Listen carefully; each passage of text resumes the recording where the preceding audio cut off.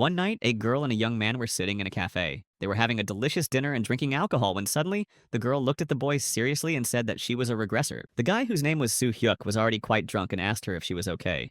And thinking that his friend was already quite drunk, he stood up and suggested that they go home. But the girl grabbed his hand and insistently asked him to listen to her. She looked so determined and intently looked Soo Hyuk in the eye that he thought she was being too serious. And with a sigh, he asked if she really had something important for him. After a moment's silence, the girl said that he might not believe her, but that the Tower of Trials would soon appear on the earth. These words made the guy angry and he started shouting if she was mocking him, because he had been dumped by his girlfriend. But she interrupted him, ordering him to shut up and listen to her carefully, and the guy sat down nervously. She told Soo Hyuk to remember three things. First, never open the characterization window. Second, sign a contract with God. And third, when he manifests his abilities, so that he could hold his weapon tightly. Soo Hyuk could see that his friend was really not joking.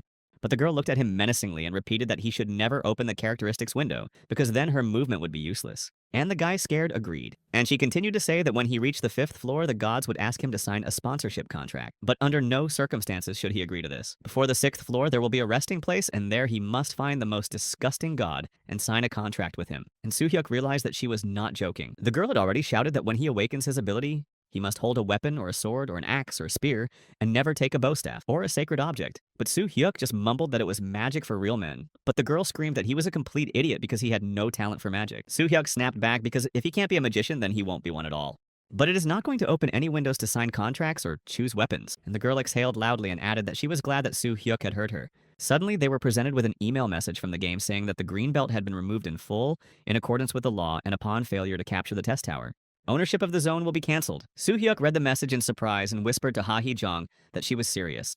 Ha-hee! Jong turned red with anger and began to gesture to him that she could no longer speak, and she started repeating on her fingers so that the guy would remember the three things she said. The guy instantly sobered up and chaotically began to recall everything she had said. He couldn't believe that Ha-hee Jung was really a regressor, and the thought made him dizzy. At that moment, he found himself in a computer game, and messages began to appear in front of him that he had been selected as the conqueror of the test tower, and that he needed to choose a weapon. The next message said that the player's class would be determined only after choosing a weapon, and that Soo Hyuk would have only one opportunity to awaken her powers. The guy finally realized that this must be the Tower of Trials game that Ha-hee Jung was talking about. The weapons appeared before him: a dagger, a sword, a spear, and a bow. And Soo Hyuk remembered the girl's instructions that he should choose a sword or a spear. And he gladly clicked on the spear, thinking that he would use his magic with it. But at that moment, Ha-hee Jung's words flashed through my mind that he would beat with a spear like a stick because he would not be able to use his magic. Bitterly, Soo Hyuk abandoned the chosen spear and canceled the button. After selecting the sword, Soo Hyuk began to read its characteristics. It was a rusty long sword that was stated to be too long, too old, but still had the ability to destroy. And Soo Hyuk had no choice but to press the button and choose the sword that instantly appeared in his hands. Suddenly, the guy read the message to immediately open the characteristics window and press the corresponding button, having read that this window is a very useful element in conquering the tower, because with its help, users could improve their abilities. To do this, you had to get 5 points to strengthen yourself. The guy panicked. He felt that he had to activate the characteristics, but was afraid that it might be signing some kind of slave contract. A timer was displayed on the screen where the time was steadily decreasing. There were 10 seconds left before the characteristics were activated, and Soo Hyuk couldn't decide whether to trust Ha-hee Jong and why she, as the regressor, hadn't done it herself. Maybe she was wrong and he would end his life so easily, or maybe he needed to scream out loud. The boy broke out in a sweat at these thoughts. And the time was up. Soo Hyuk saw a new message that he had not opened the characteristics window and would therefore be moved to the test tower on the 1st floor, and in no time he was in the tower, along with his sword, where he was attacked by other messages that he had been granted candidate status and would not be limited by the window of characteristics ability boosting system. He also read a warning that the gods can change their names and will only use their real names from the 6th floor onwards. And finally, Soo Hyuk read the task of the game to destroy all enemies with a time limit of 6 hours. In a flash, everything went dark around him, and he found himself in a tunnel, where he started swinging that sword in fright. When his eyes got used to the darkness, he finally saw that there was no one around and calmed down a bit. Suddenly, some unknown force pulled Soo Hyuk, and he was carried away as if into an abyss. 10 seconds later, he fell painfully to the ground, barely catching his breath. But he started to get up, muttering that there were probably traps everywhere and that he would have to move more carefully. And at that moment, he heard an incredible screaming and squeaking. That small stones hit Soo Hyuk's body, and he remembered his own words about caution. He saw something like a green goblin above his head, shouting threats of destruction at him. Soo Hyuk rushed after the strange creature, which began to run away. And standing nearby, he growled that the guy was lucky because he had survived a secret attack with a knife. It was a killer goblin that could attack even in the dark and had the skill of a secret attack. Soo Hyuk looked at him and thought that he should try to break the distance and analyze him first. But the goblin pointed his sword at him and growled that he was a foolish man. Soo Hyuk noticed something in his paws that looked like a crossbow. Gripping his sword tightly, he realized that the previous arrow that had missed was not from the trap. Soo Hyuk decided to attack ahead of him until the goblin fired and rushed toward him. But the goblin was not one to be intimidated and began to aim his crossbow at Soo-hyuk, whispering that it was too late for him. Soo-hyuk flew toward him with determination, thinking that he would not be destroyed so easily. After all, he is bigger than him, so there are still chances. He decided to get ahead of the goblin at any cost and destroy it before it recharged. Meanwhile, the goblin started spinning in place, gaining speed and momentum, and Soo-hyuk swung his sword, glad that the arrow only scratched him. He struck a fierce blow at the goblin, and it screamed and fell to the ground. The long sword did its job, and Soo-hyuk looked at the goblin in fright, realizing that he was looking at a body with no signs of life. But he realized that there was no time for tears and pity. He turned his eyes to the dagger and decided to take it for himself just in case and sat down. Suddenly, an unknown force began to press down on him, and Soo-hyuk fell next to his opponent. His head started to spin, and his body stopped obeying him. He began to feel sick, and he had no strength to get up, and a message appeared before his eyes that this goblin killer dagger was a rough blade in good condition. In addition, he was covered with the goblin's own homemade poison. And then, one by one, reports began to appear that Soo-hyuk had escaped a new trap, and that his agility had increased. But for being destroyed, the goblin gains the poison resistance skill. The guy's eyes began to darken, and spasms of pain twisted his stomach. He vomited and finally lost consciousness. For some time, Soo-hyuk lay unconscious, and finally he went down and opened his eyes and started to get up. He got to his feet and saw a message that 5 hours had passed, and taking his crossbow and arrows and a dagger, he moved on. He resolutely promised himself that he would survive this crazy game. He walked cautiously through the semi-dark tunnel with his sword outstretched in front of him. Suddenly, something crunched under my foot and a bright light hit my eyes. The guy started looking around in fright and decided to check it out. He stabbed the sword into the place where something crunched and the tile clicked like a button. And then the next tile was pressed and another one, and light began to hit his eyes from everywhere and arrows flew, which he deftly dodged, realizing that he had become much faster. Finally, it was over, and Soo-hyuk saw 2 silhouettes of green goblins near the tunnel wall. They didn't seem to notice him and were whispering to each other about something. So he decided to sneak up on them and kill at least one of them to make it easier to continue fighting without wasting time. He began to lay an arrow and aim his crossbow. The arrow whistled out and the guy was thrown back as if he had hit a wall. Then the goblin simultaneously looked in his direction and began to run screaming towards him. And then he realized that their presence was also a trap for him. And he decided to move to a brighter place because he couldn't see anything in that damn darkness. But in 3 jumps, he got into a more favorable position and skillfully put his sword in front of him and broke the arrow in half. The 2 goblins, who always acted together, were already a meter away from the boy and waving their weapons. And the guy instinctively backed away from the sight. But having regained his composure in time, he attacked the goblins, smashing the head of one of them. There was one more who looked more like a girl who stood as if dug in. He began to cry near the goblin's body and tried to lift it. A moment later, the goblin girl rushed at the boy, waving an axe. But the guy just shouted back at her that being a loner would be much better for her. And he rushed screaming and swinging his sword furiously at the goblin woman. Her cry that she was unable to take revenge could only be heard in the dungeon. And the boy finished off the goblin with just one blow, whose body fell to the ground with a thud. Suddenly, Soo-hyuk heard the squeaky voice of another goblin from the darkness calling to him. But the guy shouted back to him to come out quickly himself, and he would finish him off as well. The goblin began to growl and stomp its feet as it emerged from the darkness. And a moment later, a small goblin stood in front of Soo-hyuk, shaking its body and crying in fright, asking for mercy. He was a younger goblin, small and weak and too young to fight, who always hid in the dark when he was afraid. The guy looked at him in surprise and asked what he was doing here, looking at him curiously. But the kid suddenly started screaming that the guy was stupid because he was doing his duty. Soo-hyuk shouted that he wanted to let him go, but because he had called him stupid, he was going to kill him too. The goblin ran away crying in fright, and cowering in a corner, it began to cower and apologize and beg for mercy. Soo-hyuk sighed, offering to answer one question and promising to let him go. And the baby looked up with tearful, huge eyes and agreed to the question. The guy lowered his voice so as not to scare him, and asked what the monster's intentions were here. And the goblin fell to his knees again and shaking explained that the goblin had to stop the people, and that this was the essence of his duty. Soo-hyuk smiled and said that he did not want to touch the child, but he would probably have to destroy it. And the baby cried out from these words in fear and cried bitterly again. The guy added that they were both just doing their jobs and started to approach him. Suddenly, the tapestry assured him that he was not obliged to fulfill his duty. And the guy stopped in surprise, asking what he had just said, that he had to fulfill his debt. But the tapestry kept screaming that it was not obliged to do anything. And suddenly the thought struck him that maybe what the kid was saying was only about him. But he didn't trust him because maybe he was part of the plan. Meanwhile, the goblin was hysterical and shouted that goblins do not lie and demanded to be believed. Soo-hyuk was getting tired of listening to these screams, thinking that maybe it would be better to finish him off. Meanwhile, there were only 10 hours left to complete his task, and the little tapestry kept shouting that there was no need to fight, but to just believe him. The guy felt sorry for the kid and decided that he could wait a little longer. And laughing, he promised not to touch him for now. The goblin instantly stopped crying and finally smiled, and an email appeared in front of Soo-hyuk that saving the little goblin was a secret task for the first floor. And it starts in the contender mode. Meanwhile, Ha-hee-jong was also trained in the dungeon. She was being hunted by 3 armed goblins and was already wounded. She hid from them behind a stone, thinking that she would never have thought that everything would change so much if she hadn't opened the characteristics window. Ha-hee-jong concentrated and formed a fiery energy ball. She skillfully threw it at the goblins, and they screamed from the impact. Meanwhile, Soo-hyuk announced to the tapestry one condition under which he would save its life. Namely, that he would tie his hands and that no excuses would be accepted. But the tapestry was not upset and replied with enthusiasm that although the boy was stupid, he was still a good man, and agreed. Soo Hyuk, hearing the words about stupidity, exploded again, shouting that he would kill him for it, and the tapestry began to run away screaming. But the boy immediately stopped him, ordering him to sit quietly because there was a goblin's body lying ahead. He found a rope and tied the boy's green hands together, and the boy only glared at him. Suddenly, Soo Hyuk noticed something on the kid and came closer. The tapestry nervously snapped at him, asking what he wanted from him, and Soo Hyuk asked what was shining around his neck. The kid grabbed his neck, saying he had nothing. But it was too late because Soo Hyuk took him in his arms and began to tell him that he was lying to him. And in a moment, the guy had a ruby pendant in his hand, which may have contained a secret. Soo Hyuk slyly asked what it was because it looked very expensive. He added that the goblin would pay with this pendant for his stupid life, and the kid screamed and begged not to take the pendant away.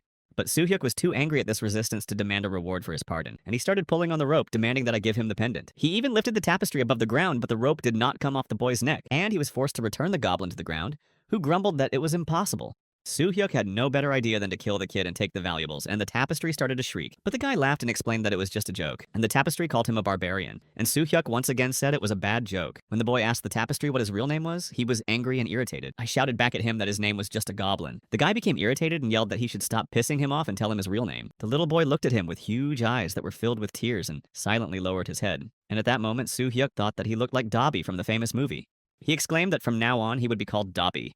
The kid irritably replied that he was not a Dobby but a goblin, and they both finally left. After walking about 15 meters, Dobby whispered that there was a trap ahead. And when asked how he knew this, he replied that it was simple because he could see well in the dark. And then the guy remembered how this liar had recently said that he was afraid of the dark. I looked at Dobby, who was shining like a Christmas candle and waiting for praise. Soo Hyuk mentally began to reassure himself that this miracle might be useful to him in the future. He patted Dobby on the head and asked him to tell him about the traps if he saw any more, and he happily promised. And they moved on. Now Dobby was clearly saying that there was a booby trap on the left, and another 5 steps to the right and left. Soo Hyuk obeyed the kid, who was really a real guide, because he avoided a dozen traps in half a day, and it was really cool. Suddenly, Soo Hyuk rushed out and smashed the arrow that was coming at him into pieces with the force of his blow. The guy was swinging his sword in all directions, and his reaction was getting better and better. Little Dobby watched his new friend with delight, whispering that he was incredible. And the guy said with pathos that he would be the hope of humanity and laughed. But that swinging of the sword took a lot of energy and the guy was already tired. And after 2 hours of traveling, he irritably asked the tapestry artist why they were taking so long. His fatigue became unbearable and he asked Dobby if there were any more enemies ahead. But the tapestry stopped and rounded its eyes and exclaimed with delight that they had finally arrived. Soo Hyuk instantly jumped and saw a huge wooden gate in front of him, chained with burning torches on its sides. He received an email asking if he wanted to enter his boss's room, and that he had only 7 hours to complete the task. They both stood in front of the huge door, looking at it. Yi Soo Hyuk asked the goblin if he knew what was behind that door. Little Dobby was irritated and exclaimed that he knew nothing. The guy replied that something was suspicious, and Dobby shouted again that the man never believed him. Soo Hyuk walked closer to the door and put his hand to it, which glowed with a green glow. And small electronic windows began to appear and glow on the surface. The door seemed to melt, and Soo Hyuk saw a fiery cave with goblins in it again. They stood in a row holding swords, and behind them sat their leader on a throne. The guy also put out his sword and assessed the situation, counting 7 green goblins with swords and 1 main one in metal armor. And 2 more goblins with crossbows, remembering that he had fought 4 at a time and now there were 10 at once. And looking at the main man, he saw an email message that he was facing a Holland paladin who had access to magic. Soo Hyuk tried to calm down with less than 5 seconds left in the fight. Suddenly, Dobby started whining that it was incredibly hot, and the guy just shushed him. And the goblin rushed into the crowd with his sword, ahead of their attack. He was holding a crossbow and a sword. Dobby just managed to shout out to Hyuk to be careful, but the boy didn't hear him. He engaged in battle with green goblins who also rushed to attack him. With 2 swings, he easily destroyed the goblin on the right, who fell screaming. But in front of him was a crowd of other goblins growling. Soo Hyuk realized that they were too close to him to hit them with a crossbow. He suddenly decided to throw his crossbow right at the goblins. This trick was successful. The crossbow hit one of the goblins, and it screamed in a voice that was not its own, and Soo Hyuk fiercely rushed to chop everyone around him without losing his pace. He succeeded, and 5 goblins were already standing behind him, and Soo Hyuk skillfully destroyed them, thinking that he was lucky because the paladin hadn't interfered in the fight yet. The guy picked up speed and his legs were already in action, and he skillfully knocked down the goblins, throwing one of the goblins into the burning lava with screams. All the other goblins saw one of them burned and rushed out, shouting that they would take revenge on Soo Hyuk. But the guy was unstoppable, using a block and a punch from Soo Hyuk to destroy another goblin. After him, he defeated 2 more that little Dobby whispered that this man was a real monster. And the tired Soo Hyuk looked at the paladin and thought that he was risking his life while he was sitting on the throne and silently watching like a king. It seemed that the danger he was putting himself in was just a matter of amusement for the paladin. And at that moment, 2 more goblins were charging at the boy, swinging their swords. Soo Hyuk was tired of this endless stream of green idiots, and annoyedly destroyed 2 of them with 1 blow. The guy stood there breathing heavily from fatigue. Finally, all the goblins were over and he could catch his breath. He saw an email saying that there were only 7 hours left to destroy all the enemies. And suddenly, the paladin made a strange sound. The metal opponent stood up with a creak and armed himself and prepared to attack that Soo Hyuk could not resist, and shouted that he was already tired while his opponent was. He was full of energy and it was somehow wrong, to which the paladin replied that for a human he fought quite well, but he would destroy him anyway. The guy laughed back, saying that Paladin was talking nonsense. And at that moment, the iron monster attacked him. He slammed his sword into the ground and Soo Hyuk flew into the air. But this jump was to his advantage, and the guy swung his sword. And he pierced through the Paladin's shield, which he had put in front of him in time. And then a disaster happened. Soo Hyuk's old sword split in two with a crash. That little Dobby was screaming with fear and covered in sweat. And Soo Hyuk looked at the sword hilt in horror, not knowing what to do next. Only the Paladin was laughing at the sword, and Soo Hyuk began to crawl away from him in a panic. Panicked, he wondered what to do now. Suddenly, he remembered that he had a dagger on his belt that he had taken from the previous goblin. And the guy quickly got to his feet and grabbed that sword with the confidence that he could handle it. The second round of the battle in unequal conditions awaited. And at that moment, the Paladin threw himself at him with his entire metal body. Unbeknownst to him, he opened his own neck under the armor, and Soo Hyuk jumped up and hit him. The Paladin shone brightly and stopped, and Soo Hyuk laughed out loud because his plan was successful. Suddenly, something strange happened because the guy was unable to stand on his feet and fell to the ground, and the Paladin swung his sword at him. Soo Hyuk barely managed to crawl away, and the iron monster struck the ground with his sword, missing. Shouting for him to surrender, the guy was seized with incredible rage and rushed at the attacker. That Paladin said it would all be in vain, but it was too late. Soo Hyuk jumped on the iron and grabbed it with his hands. With all my strength, I pushed the Paladin away, and he rolled over his head. It was impossible to stop the guy. Jumping up to the Paladin, he began to stab him in the neck, one after another, with a scream. That the iron could not do anything with him and only cursed. Soo Hyuk sat astride the Paladin for a while longer and destroyed him in anger. Finally, after some time, the guy regained consciousness and was lying there recovering from the exhausting battle. Suddenly, he heard the Paladin growl words of healing and looking at him. Soo Hyuk saw the wound on the monster's neck begin to heal, and in a moment, the pit began to creak a little. Soo Hyuk also started to get up and they took up their attacking positions again. He was annoyed that it was starting all over again because he felt very tired. And Paladin threatened to destroy him again. Suddenly, the unexpected happened, and the Paladin began to wobble.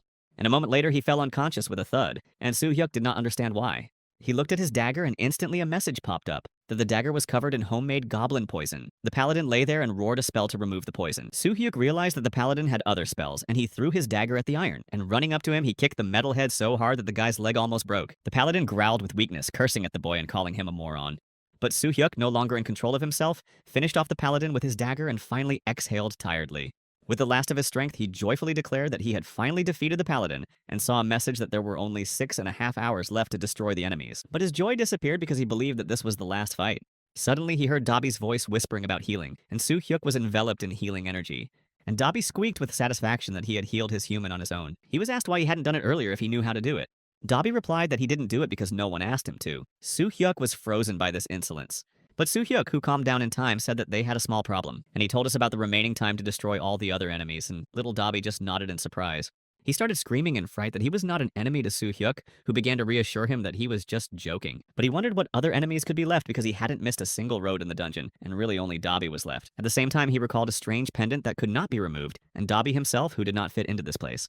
He looked closely at Dobby and doubted whether he really had something hidden in him, but he just blinked his eyes. Suddenly, Soo Hyuk reached out to the tapestry and asked to borrow the pendant for a while, but he started screaming that the pendant would not come off and that Soo Hyuk was a real barbarian and begged him not to destroy it. This hysteria pissed the guy off, and he screamed back at Dobby to give him the damn pendant immediately or he would be in trouble. Poor Dobby was very frightened and tears shone in his eyes. And he fell into a ball and Soo Hyuk began to calm him down. Swinging his sword, he told Dobby not to move his head. The guy swung his sword right at the pendant, smashing it into pieces. And from that pendant came a fierce energy that swept everything around like a wind, that the guy was barely able to stand up and shouted to the goblin if he was okay. But through the dust, he saw Dobby standing motionless in the flow of energy, with his eyes wide open and looking at the ceiling. And then he was so overcome by fire that Soo Hyuk rushed to him, asking if he was still Dobby. Suddenly, the energy subsided. Dobby came to his senses and bowed to the boy and told him that the goblin Panrik was deeply grateful to the unknown man. Surprised, Soo Hyuk looked at the past Dobby, who seemed to turn yellow and muttered Penrik's name without understanding. Suddenly, a message appeared in front of him congratulating him on completing the first floor of training and being moved to the waiting room after the results were summarized. Finally, it became clear to Soo Hyuk that the problem was indeed the pendant, and at that moment his body suddenly rose and flew away before he could even grab his shield. With a great deal of effort, Soo Hyuk stopped near the Paladin and began to collect his weapons, not wanting to go further with the test with his bare hands. He took out a Paladin's shield, which by its characteristics had holy power, and opened access to healing through recharging. And the guy, happy with this discovery, hugged his new weapon, reading in the message that as a reward he gets a small goblin to clear the tower. Soo Hyuk whispered in surprise that he would receive only a Dobby for completing such a difficult task. And he cried out in hysterics that such a threat to his life was worth only one goblin. But at that moment, he was covered in fog and the system moved him to the waiting room, simultaneously gaining increased stamina and performance. A second later, Soo Hyuk stood in the middle of the room, and around him, messages popped up one after another about the increase in regeneration power and combat concentration, and all the targets on the first floor being destroyed. But the guy considered those awards junk and was happy to be the only one who survived. Meanwhile, Penrik was in the room with him. Soo Hyuk felt incredibly vigorous and strong, believing that the room was automatically healing him. Again, he received notifications stating that he could now make deals with first-class constellations and receive achievement points. And he started reading the list of constellations that had applied to enter into an agreement with him. I thought that it would probably be better to wait until he was on the 5th floor because these offers looked like a scam. In the meantime, he was given food and water and a message that he needed to rest and had 12 hours left before the test began. The boy looked at the bread in surprise, remembering that quite a long time had passed since he had been in the tower. But his thoughts were interrupted by Penrick's cry for water, and to give him some bread, so he jumped up in surprise. And he calmed the kid down by offering to eat together because Penrick had done a good job too. The two sat down comfortably and began to eat, and Penrick began to swallow bread after bread, with Soo-hyuk only able to watch him. But I took the risk of asking the kid what he was talking about in the boss's room, but he hysterically made strange sounds with his mouth full of bread.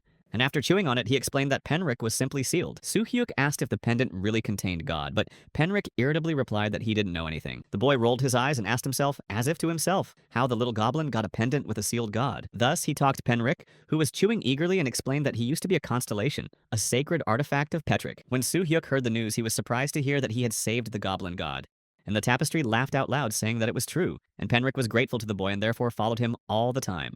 Soo-hyuk chewed his bread in silence, thinking that he couldn't believe that the reward for all this horror was just Dobby. He laid down on the bed to rest, but his thoughts kept coming back to him, because if he were a magician, he would not have passed that first level, not realizing that the level of difficulty varies depending on the class. And at that moment, Soo-hyuk remembered Hee-jong and how she was coping with her trials, mentioning that the girl was a regressor, and he was convinced that she would make it. But Hee-jong had made a deal on the 5th floor before she was transported through time, and now she was back on the 1st floor and her rank had dropped significantly. And the boy had a dream where Hee-jong told him that they would all cope with everything together.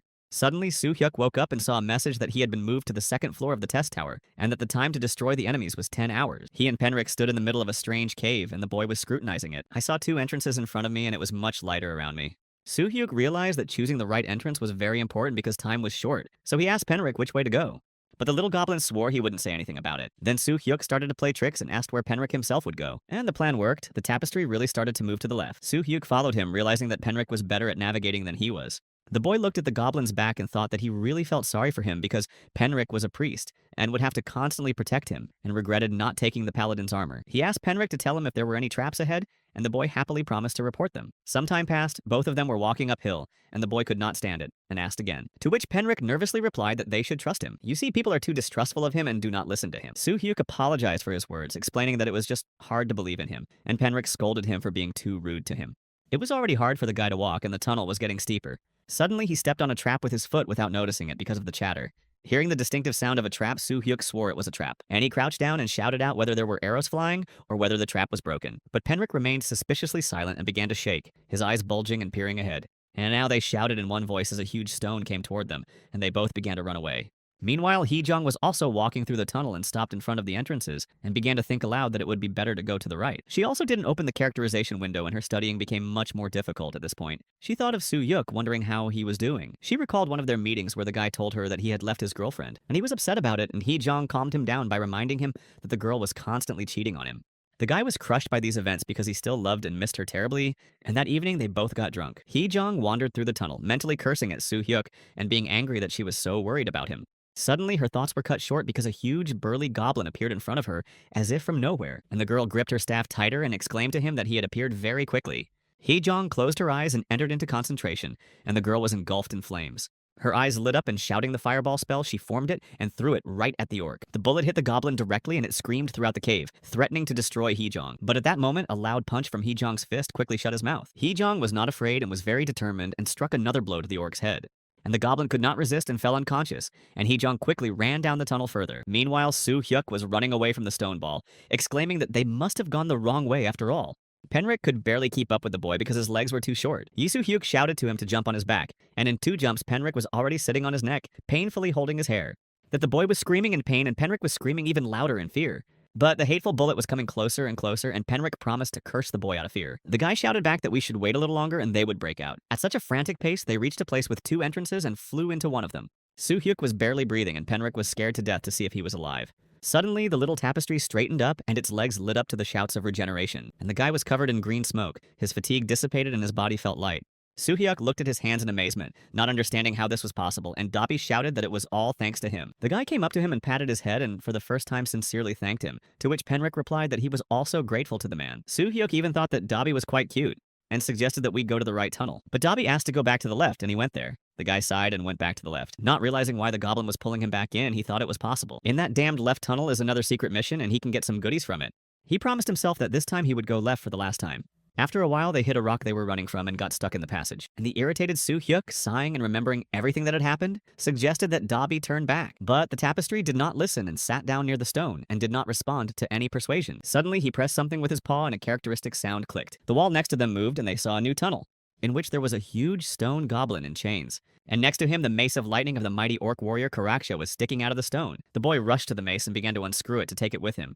Unbeknownst to him, the goblin's head began to cover with red cracks, and in a moment the stones crumbled and Karaksha screamed throughout the cave as if he had never been a statue. That the guy froze in fear, thinking that he was probably finished, having managed to read the message that this find would be counted in the overall standings. But Karaksha had no desire to talk and rushed at the guy, swinging his fist so hard that he barely had time to turn around and run away. The soldiers were standing on either side of the mace, and the boy was estimating the distance. But while he was thinking, Karaksha jumped up to the mace in 3 jumps and leaned over it. And he snatched it with ease. Now he held it in his hands, shining with a blue glow. Karaksha roared at the boy, who barely covered himself with a shield, not understanding how an orc could use weapons. There was only one way for him to repel this damned attack. And Karaksha foolishly hit him in the shield with his mace so that the guy could not stand on his feet. He flew over his head into the far corner of the cave. But he stood up confidently, realizing that the advantage was clearly not on his side. Because Karaksha is much stronger and faster, he will have to attack first. Meanwhile, Karaksha swung his mace and Soo-hyuk dodged again. He decided that he would miss this blow, but the next attack would be his. The mace shone more and more and crackled like a transformer. Her lightning bolts reached the boy and electrocuted him, making him go limp from the brief pain. And at that moment, Karaksha hit the boy with his mace and hit the shield again. The blow was so strong that Soo-hyuk flew back into the corner of the cave screaming. He bruised himself badly after falling and nostalgically recalled the healing ritual. At this point, an electronic window appeared in front of him with the characteristics of the paladin's shield, where the list indicated that it had access to healing. Suddenly, the boy heard Dobby screaming that he could not heal him. Dobby sobbed and Soo-hyuk demanded that he come closer to him and finally heal him. But it didn't work out because the orc was already standing next to Soo-hyuk, bellowing furiously. The guy looked at him and quickly assessed the situation because the strength and speed of the orc's equipment were much better than his. The only thing he noticed was that his attacks were predictable, and Soo-hyuk decided to take a chance. He shouted at Karaksha, calling him a fool, and told him to come to him immediately. And he began to provoke him by calling Karaksha names and dragonizing him. The orc was filled with rage at this chant and roared, waving his mace. Soo-hyuk noted with satisfaction that his provocation had worked. Karaksha again slammed his mace in front of him, but Soo-hyuk managed to dodge the blow. And he decided to run away, given Karaksha's wide swings that gave him a chance to counterattack. He shouted to Dobby to distract the orc in any way he could. But Dobby stood there as if he were not of this world and pretended not to understand or hear anything. The boy's reaction to the tapestry just burst into rage. He had no time for emotions and ran as fast as he could, realizing that no one would have noticed Dobby. Karaksha continued to chase him, roaring and waving his mace. Soo-hyuk finally stopped because there was just the right distance between them, where the orc used a similar attack. He decided to block the energy, but not completely, and covered himself with a shield. He decided that when the shield and the mace collide, the boy will push the shield forward and knock the mace away. And then Karaksha will have to raise her hand higher, and it is this moment that Soo-hyuk will use. The guy calculated that the next movement of the orc would be a strong downward blow after a step back, and that's when the monster would try to perform the next attack. And it was at this moment that Soo-hyuk jumped high into the air. And he reflected Karaksha's energy attack directly at him with his shield. The orc screamed in pain and blood splashed all around. But the boy's plan worked, and the monster's body fell to the ground without signs of life. At that moment, Dobby jumped out of his hiding place and started shouting whether the boy was okay, to which Soo-hyuk nervously snapped that he had decided to come out now. But the kid didn't seem to hear him, jumping up and down and shouting that the man was just incredible. These words touched the boy for a moment, and he replied that this happened only because Dobby did not help him in time.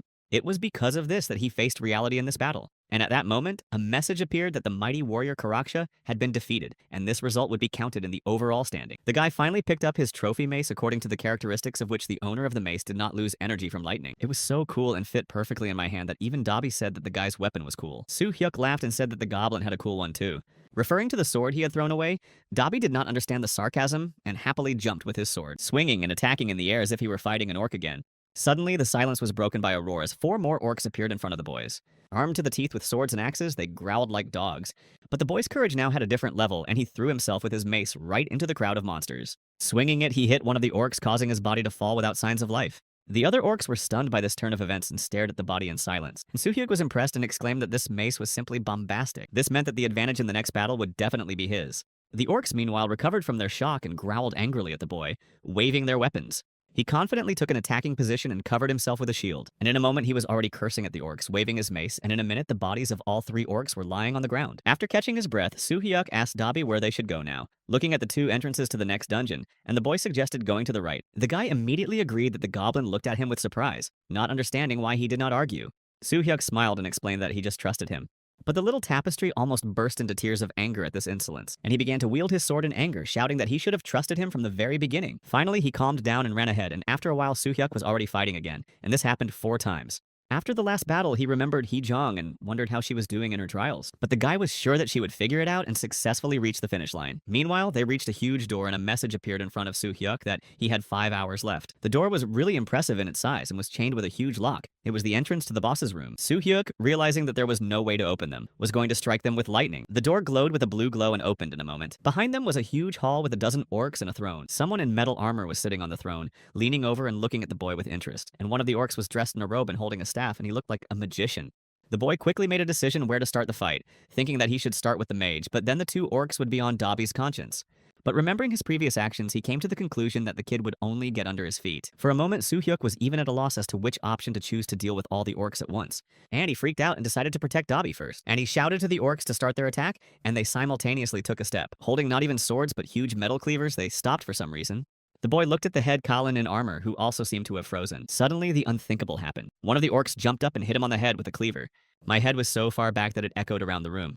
Soo-hyuk stood in shock, exclaiming what was going on here and why his own people had killed their own. But a number of armed orcs continued to stand motionless and silent. Suddenly, little Dobby whispered that all this was happening because of Karaksha.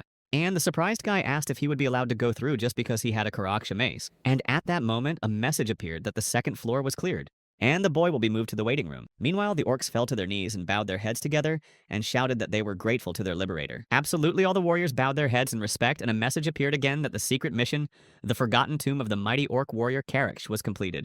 Soo-hyuk was shocked and asked Dobby to tell him more about this Karaksha, and the message appeared again, saying that Karaksha was a warrior who had lost his soul. That's why this task activated the additional task of freeing the orcs, and often such tasks are more difficult than ordinary secret ones. The guy was terrified of what the next task would be, and he realized that he could not trust the Tower of Test, who recently told him to destroy little Dobby. Then she slipped a trap with 2 entrances through which they could fail the secret task.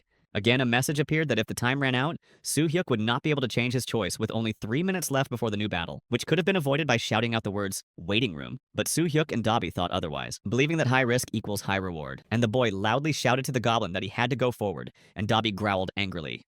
An hour was given for the secret task of freeing the orcs, and the countdown has already begun.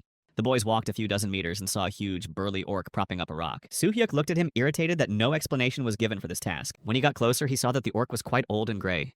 And the boy realized that he was probably not his enemy because the orc was not aggressive. Soo-hyuk asked Dobby if he knew who he was, but the tapestry just shrugged. Suddenly, the old orc spoke, calling the boy a liberator. I asked him to help Soo-hyuk hold the stone for a while because he was very tired.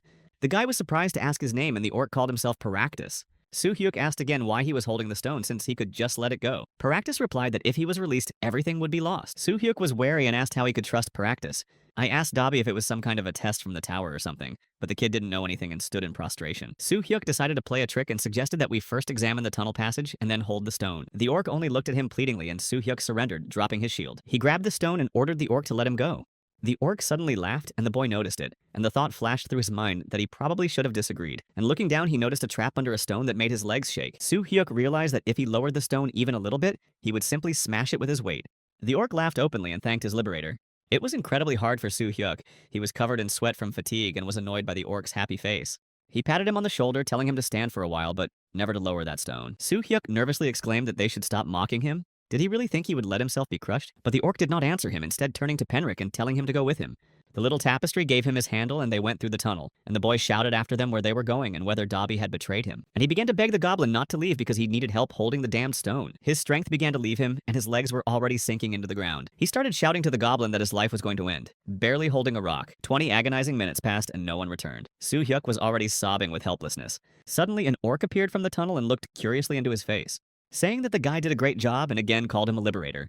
And he opened his hands and showed him a green amulet, saying that he had previously held the yoke of his life, and that thanks to Soo-hyuk, he would be able to carry it forward. He put an amulet around the boy's neck and added that he would definitely repay him for his kindness. Approaching the stone, he leaned against it and ordered Soo-hyuk to let go, and the guy fell down exhausted, and the amulet of Paractus's will, which was given to the liberator Paractus, and increased combat concentration and stubbornness, lit up around his neck. But it had an unknown power. Soo-hyuk caught his breath and thanked the orc, to which the orc replied that there was nothing to thank for because it was a reward for good intentions. The guy looked down and noticed a ring on the orc's finger that hadn't been there before and which had appeared after he returned from the passage. The orc stood there propping up the stone without saying anything, as if nothing had happened, and Soo-hyuk called Dobby to keep walking. Suddenly he noticed something, namely that the stone had moved a little and pointed it out to Dobby. But the little tapestry did not notice anything and did not understand what he meant. The guy returned to the stone at the same time reading the message that the secret task was completed, and the results would be counted instead of passing the third floor. Soo-hyuk pressed his whole body into the rock and began to push it with all his might, gritting his teeth to help the orc a little, that he joyfully exclaimed that the boy would definitely survive until the moment when he would thank him. Soo-hyuk didn't understand what the orc meant when a message appeared that, despite his weakness, the suppressor had been challenged, and so he was being moved to the waiting room. And the boy, along with Dobby, found himself in a familiar room where, one by one, messages began to appear that his strength and endurance skills had tripled. Combat, concentration, stubbornness. Sixth sense is upgraded to level 5, and many objects are destroyed, and so Soo-hyuk successfully passes the third floor and gains many accesses. And there are less than 10 hours left before moving to the fourth floor with recommended rest. Both of them were overjoyed, jumping and shouting that they had done it. A cunning goblin saw a glass of water and rushed to drink it first. He and Soo-hyuk started arguing again about who would drink first, which suddenly ended because Soo-hyuk began to receive many offers from his siblings to sign a contract, and Dobby seized the moment to start breaking bread. But now I asked permission to do so, and the guy laughed and said that it was impossible, remembering that water and bread are endless. Suddenly, Soo-hyuk saw the rank list of the conquerors, and, among others, he saw Ha-hee-jong, and that she was on the 5th floor. The guy breathed a sigh of relief because it meant that the girl was okay. Tears appeared in his eyes at the news, although he realized that he had more to worry about than his skills, and patted himself on the head. Dobby took this gesture strangely and rushed at the boy, shouting why he was hitting himself and hitting him painfully. That Soo-hyuk intuitively fought back, kicking the kid's ass. After calming down a bit, the guy remembered the rating and wondered why everyone had so few points and he had 43,000, and why everyone else is already on the 5th floor and how he can now use the community. He opened the participants' chat and began to reread all the messages and came to the conclusion that everyone's orc warrior was on the 4th floor and his was on the 2nd. Suddenly, something joyful happened, and a message appeared in front of the guy's eyes that Ha-hee-jong had sent him a text message. And the guy quickly accepted him, and the girl asked him if he had gone up to the 3rd floor because now they would be able to communicate with the power of thought. Soo-hyuk replied that he found the secret task on the 2nd floor and immediately moved to the 4th floor, which surprised Ha-hee-jong. He added that learning without a character window makes it very difficult. The guy was surprised by this information and asked if his studies were a little more difficult, to which Ha-hee-jong replied that they were extremely difficult. Because even she gave up on the 2nd floor, and Soo-hyuk, shocked by this news, remembered that she was also a regressologist and he was just a guy. It turned out that he was very lucky with his secret assignment. Meanwhile, Hee-jong asked him how many points he had earned because she already had 7,400, and he answered embarrassedly that he had 44,000. The girl started screaming at the news, wondering how this could have happened. Because it was like a guy fighting in close combat on another level, Soo-hyuk didn't understand what she was saying and asked for advice on the 4th floor. Ta-hee-jong replied that she had only read a few messages about it in the chat room and told the boy to rest and tell her everything later, and the guy decided to look for at least some information about him on his own. But Hee-jong heard his thoughts and once again ordered him to go to bed. After saying goodbye and promising to meet each other on the 6th floor, Soo-hyuk finally went to bed. Suddenly remembering something, he asked Dobby who Kalin was, but the kid nervously started shouting the words, "Penric constellation lost," and the boy asked if maybe Dobby lost the constellation, and Kalin sealed Penric. But Dobby said he didn't know anything about it because he hadn't been born yet. The boy was silent for a moment, thinking, and then asked again why he believed in Penric. And Dobby explained that suddenly the goblin's voice appeared in his head, and for some reason he remembered the amulet of the goblin god. Soo-hyuk decided to read the community and opened the screen where a bunch of participants wrote about their adventures on different floors. He didn't close his eyes for the rest of the vacation. When the timer showed zeros, the boy was thrown out of the room and onto the 4th floor of the tower. Soo-hyuk was standing in the middle of a tunnel going down. Soo-hyuk, fully equipped and with his weapon, looked around for Dobby, but he was gone. The message appeared before his eyes again, giving him only 2 hours to complete the task, and the guy started running through the tunnel, which descended sharply, picking up speed. Soo-hyuk ran for almost 50 minutes through that damn tunnel and nothing happened. His legs were shaking and his head was also tingling, and he couldn't understand whether he was doing everything right or whether he had missed some secret task. Sometimes it seemed that someone was chasing him, but he realized that it was probably an illusion, so he shouldn't stop. When suddenly the victory music started, and he was showered with coffees. He found himself in front of the entrance arch and saw the word, "Finish." And the damn descent was finally over. The message that he had passed the 4th training session and would now move to the waiting room appeared before his eyes again. Soo-hyuk couldn't believe his eyes because he was awarded 3,000 points for this crazy descent, in addition to the 3,000 points for not activating the traps and not stopping. The poor guy opened his mouth in surprise, unable to believe that he had passed the level so easily. And he flew to the waiting room, very proud of himself and promising that he would now lead Hee-jong. He stood in the middle of the room with a surprised Dobby next to him. Reports began to appear again that his stubbornness and 6th sense had now reached higher levels. Yi Soo-hyuk has access to the shop and to make contracts with 4th-class constellations. Meanwhile, the little goblin complained that he was bored, and the boy waved him off. That he has no time for games, because there was another message that only 4 hours were given for rest. Dobby was upset because he hadn't seen any messages and was freaking out. In the meantime, Hee-jong sent a new message and Soo-hyuk sat down to chat with interest. She asked him if he had made it to the 4th floor and congratulated him on his excellent work. Soo Hyuk thanked him and also asked how her 5th floor journey was going. Ta Hee-jong wondered how many points he had earned and what the total score was. The guy checked his earnings and said that he had 49,000 because he hadn't received a secret assignment. Hye-jong once again congratulated them on this rating and said that in order to move to the real tower, all the conquerors need to finish their training. But the passage for all the participants is blocked because of him, so everyone is waiting for him and nervous. Soo Hyuk walks into the community and sees everyone cursing at him because he's not a member, that he was holding everyone up. Yi Hee-jong recommended that he go to the store and buy lightning essence with his points. The guy quickly started opening the store's links. He nervously looked through the products on the screen in search of the essence and finally found it with a price of 45,000. And for 3,000, he decided to take a decoction to strengthen his body. Meanwhile, Hee-jong nervously muttered not to delay and buy quickly, and the guy started to place the order. In a moment, 2 bottles of decoction and essence appeared on the table in front of him. The essence contained the power of lightning, and the decoction enhanced the body's endurance. Hee-jong explained that you have to drink the decoction first and then the essence, and the guy started opening the bottles. And quickly drink a red broth that tasted like soda.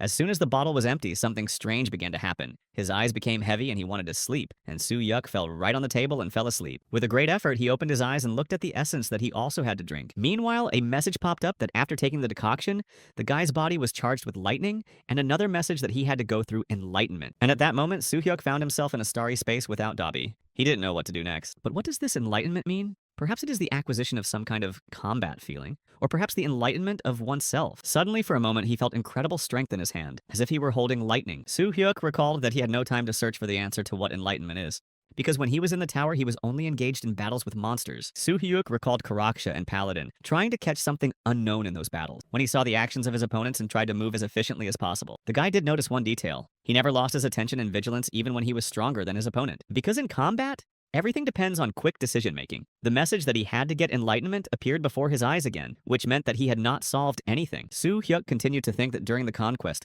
the tower gave him many choices and options, and Hee-jong did not help him in any way. That is why he was the only one who made important decisions and no one else. And that is why he will now have to take full responsibility for them. After thinking about it, Soo Hyuk decided that this was probably what was considered enlightenment. And at that moment, a message appeared saying that he had successfully received it. And the boy passed the 5th floor and was sent to the waiting room. Soo Hyuk was already sitting in the middle of the room and received 4,000 points in addition for the 5th floor. On top of all this, he was informed that he had completed the training and the characterization window was automatically given as a reward. Now, Soo Hyuk had a whole list of skills. Soo Hyuk sat down tiredly and Dobby rushed to him, frightened, asking where he was disappearing to. But the boy only asked for water and bread. The lucky goblin brought the bread. He explained that he had already moistened it with water, and when the boy was chewing it, he added that he had moistened it with saliva. Poor Soo Hyuk almost threw up the food when he heard about the care he had taken. But it was too late, so he swallowed it all. But he remembered how Hee-jong said that after the 5th floor, he would have to sign a contract with the most terrible god, and he began to look at the offers of the Susuras. It made his eyes sparkle, so he decided to ask Hee-jong for her opinion. Sitting down on the bed, Soo Hyuk tried to send her a message telepathically, but the function was disabled with a message that it was necessary to conclude a contract with the constellation. To go to the next floor, the guy nervously muttered that the damned tower was making him do it. And he chose the constellation farmer in a quiet garden because it seemed to him that it would be the right decision. It was as if he intuitively wanted to sign a contract with him. Maybe it was his improved 6th sense, and something shone brightly in the darkness like the sun. Yi Soo Hyuk saw the message whether he really wanted to sign a contract with the 5th grade constellation farmer in a quiet garden, and the boy loudly exclaimed that he did. Thus, Soo Hyuk received an additional 10,000 points and the title of Seeker at the Crossroads. Suddenly, he telepathically heard Hee-jong's voice, who was happy to see him, and asked how many points he had gotten. Soo Hyuk replied that it was only 15,000, and Hee-jong reassured him that it must have been so low because he didn't use the characteristics window. She told him that he could easily buy a high-level conqueror suit or leather armor, and the guy quickly went into the store and was wearing the armor in a moment. It was as comfortable as a second skin, and Soo Hyuk was eagerly looking forward to new adventures.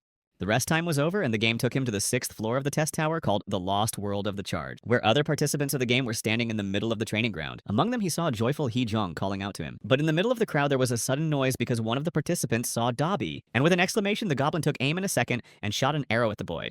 It all happened too quickly, and the arrow whistled straight at the tapestry's head, but Soo Hyuk saw it in time and rushed out with his mace and deflected it in time.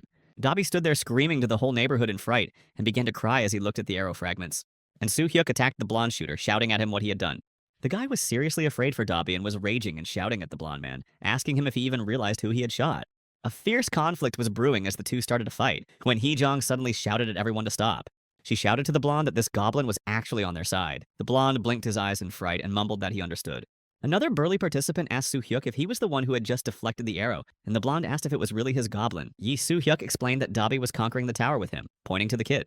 The goblin finally calmed down a bit and added that he was a friend, and the blonde kept apologizing, explaining that he thought he was an enemy. But Soo-hyuk was still fuming and snapped that he understood everything. Meanwhile, Hee-jong got tired of watching this fight and suggested that it would be better to test the group's strength. All the participants gathered in a circle and the girl announced that there were 2 warriors, 1 mage, 1 archer, and 3 priests. The stout, bald man laughed and offered to introduce himself to everyone. Everyone instantly fell silent and looked at each other, realizing that it was really better to tell their names. The first person to introduce himself was a bald man whose name was Seo Ho Seo, and he was 45 years old. Next to him stood a girl with purple hair who was his daughter. Her name was Seo Ha-rin. She was 19 years old. Soo-hyuk also identified himself, adding that he was 24 years old.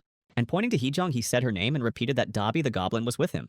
After he said that, the crowd of participants erupted in cheers, and everyone realized that these 2 were the ones who occupied the first and second places in the ranking table. Soo-hyuk smiled and said that it was indeed them. And Seo Ho Seo happily proclaimed that they were all lucky to have them, and that they would definitely pass the 6th floor of the test. The next man introduced himself as a blonde. It was Cole Sprouse, 27 years old, and next to him was a girl with a short hairstyle, Chloe Bennett. Meanwhile, Soo-hyuk whispered in Hee-jong's ear whether she knew any of them before, and she explained that Cole had taken her to the 90th floor last time. She met Ha-rin from the 44th floor onward, and she had a rather difficult personality. But she had no information about Hoseo and Chloe. Suddenly, Chloe pointed her finger at Dobby and said that maybe he should be destroyed because he was too vile. Hoseo looked at her in surprise and asked her why she thought so. And Chloe seriously explained that it would be stupid to go to the test with the monster because he could have set you up. Hee-jong heard this and called Chloe a complete idiot, and she blinked at her and asked if she had heard wrong. But there was no stopping Hee-jong. She rushed to Chloe, shouting that if she didn't like something, she could get the hell out. Frightened, Chloe began to make excuses, saying that people shouldn't stick together. But Hee-jong continued to push her and suggested that Chloe compete with Dobby to see who could heal the wounds better. The conflict was gaining momentum, and Hoseo couldn't stand it any longer, and went to break up the girls, telling Chloe to apologize because she was in the wrong. And shocked by this attack, Chloe stopped and quietly apologized for her behavior. And the irritated Hee-jong said that selfless people always make the most noise. Soo-hyuk watched the fight in silence, remembering that his friend was very dangerous when she was angry. Hee-jong couldn't calm down, and when she noticed Chloe's gaze, she started yelling at her why she was staring at her. But suddenly the conflict stopped because Soo-hyuk noticed something and picked up his weapon and shield and took a stance. He shouted loudly to everyone that he felt something approaching. And indeed, in a couple of seconds, everyone was shocked to see a crowd of ugly monsters opening the door. All the soldiers screamed out loud in horror. Because the worst thing happened. An army of real terrifying zombies attacked them. Hee-jong quickly regained consciousness and activated her staff by shouting the fireball spell and fired the ball at the zombies. The bullet became huge and hit the crowd of monsters, covering them with fire and making them scream. And she fearlessly rushed at them, shouting to Soo-hyuk to lead the rest of them. On the move, he gives orders for Soo-hyuk and Hoseo to go in the vanguard, and Cole to stay in the center because she, Chloe, Dobby, and Ha-rin will be in the rear. All the warriors heard the order and rushed at the monsters, only someone shouted that they would have to fight their way through. But Soo-hyuk didn't hear the question because he had reached the thick of the fight and launched his trademark ball of lightning, confident of his brilliant victory. But Hee-jong had something in his past life. One day on the 66th floor, there was a drunken guy who was walking around talking to himself, saying that something had happened on the 6th floor. That floor was like a copy of Seoul, and a bunch of idiots were constantly rubbing shoulders with him. The guy was drinking alcohol and continued to tell me that everyone wanted to hide because there were so many enemies on both sides of the streets. So everyone ran to the subway. There was a girl standing in front of him, and he kept telling her in a drunken voice that he had seen something while walking along the subway tracks. And at that moment, he called the girl the same murderer who killed everyone like he did. Having laughed ominously at that moment, he was stabbed in the chest with a dagger and fell silent, numb. Hae-young stood opposite him and watched in silence as his body went limp and fell to the ground. Meanwhile, a real battle was unfolding between the warriors and the monsters, with Hee-jong confidently leading the way. Meanwhile, a message appeared that they had to hold out 48 hours. They managed to escape to a secret room where everyone stood there, barely catching their breath and listening to the sounds outside. Hoseo asked Soo-hyuk, frightened, if everything around him resembled Korea because even the road signs were in Korean, and he didn't understand where the monsters could have come from. The boy was frightened to say that he had noticed this strangeness himself, and Hoso suggested that it seemed as if the earth had already been destroyed. Hee-jong suggested that perhaps the gods created conditions similar to their world because there could not be other people left on earth. Hoseo listened attentively, muttering that he could only hope for that. He addressed Soo-hyuk and called him a student. The boy laughed and asked him to call him whatever he wanted. He asked Hoseo if his mace, which had previously glowed and started shooting lightning, was really his own weapon. Soo-hyuk explained that when he was on the 4th floor, he was given a secret mission, and as a reward, he received this mace that can be covered with electricity. Hoseo laughed out loud, exclaiming that now he understood why Soo-hyuk had been stuck on that 4th floor for so long, and had taken first place. The guy smiled sincerely and looked at the tired Dobby lying in the middle of the room, and added that everyone here was the coolest. Cole also broke his silence and asked Soo-hyuk what he thought about the system of contracts concluded with constellations, because he thought he was going to get a 4th-class constellation, but it turned out to be a 2nd-class one. Chloe had already called him, and asked why he had signed those contracts with the 4th class.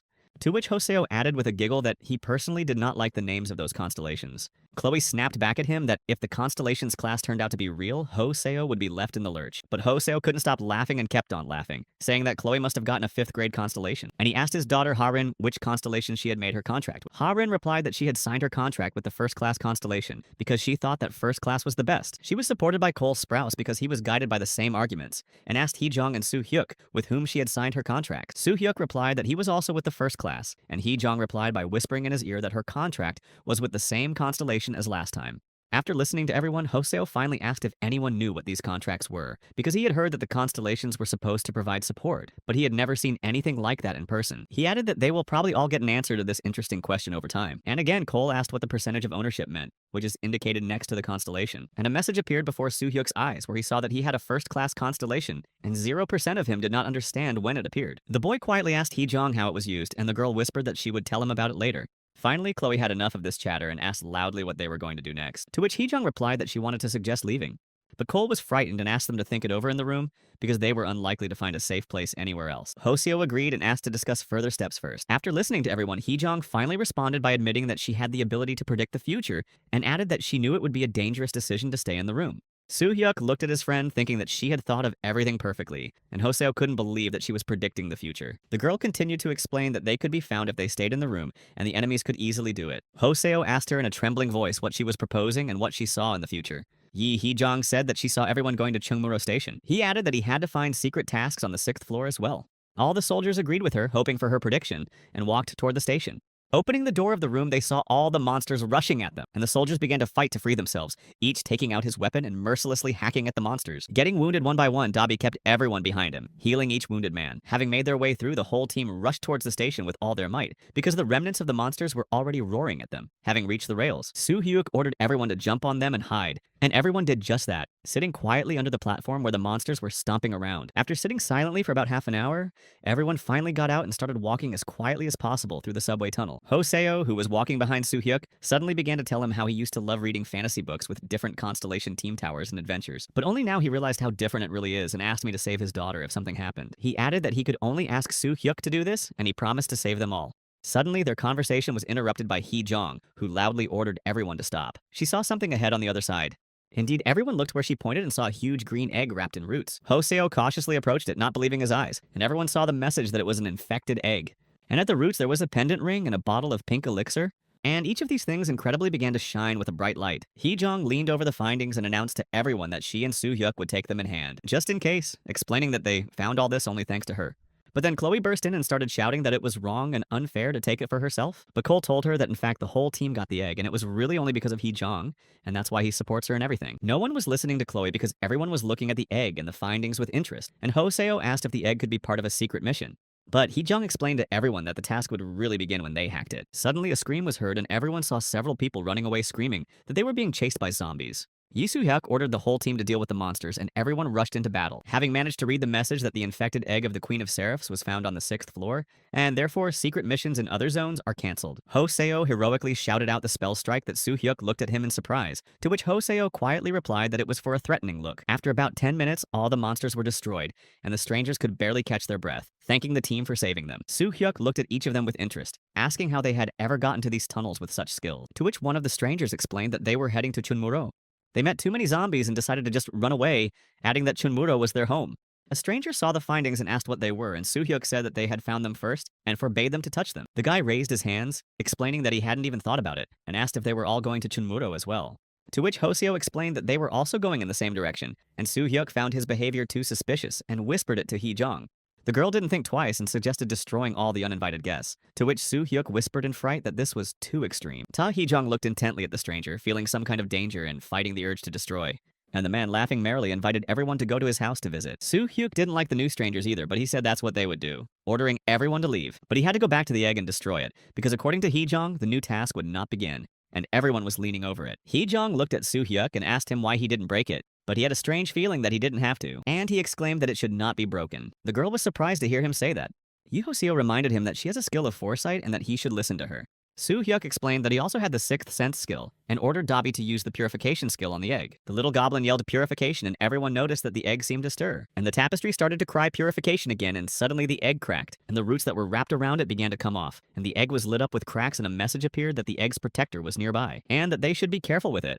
A frightened Hee-jong explained that she had seen a vision of a key inside the egg, and she called Soo Hyuk to her, ordering everyone else not to touch the egg. They both went into the office and the girl explained that the secret mission had changed. He added that at first, after 24 hours, the queen would appear, and the secret task was to find a safe zone with a key. And the biggest problem is that the queen appears in a random place, and now they can't defeat her. Soo Hyuk was surprised by the news about the queen and suggested that they could get a cool reward for her, and Hee-jong offered to give her the egg, because it looked too unusual and could have been hers. The guy liked the idea of the egg. He added that he did not expect the task to change so dramatically. He said that magicians don't really think with their heads. Hee-jong grimaced like a zombie and Soo Hyuk laughed and apologized, adding that he didn't become a magician because he was too stupid. He was only concerned about whether they would all be killed when they gave the egg away, and the girl assumed that this would not happen if the find was really a queen. And she suggested that in case of danger, they should just run away, because most likely the queen was not infected and was only waiting for the killer of her child. Hee-jong explained that they had time to rest before she came, but if something went wrong, they would have to run for 24 hours, and the guy agreed.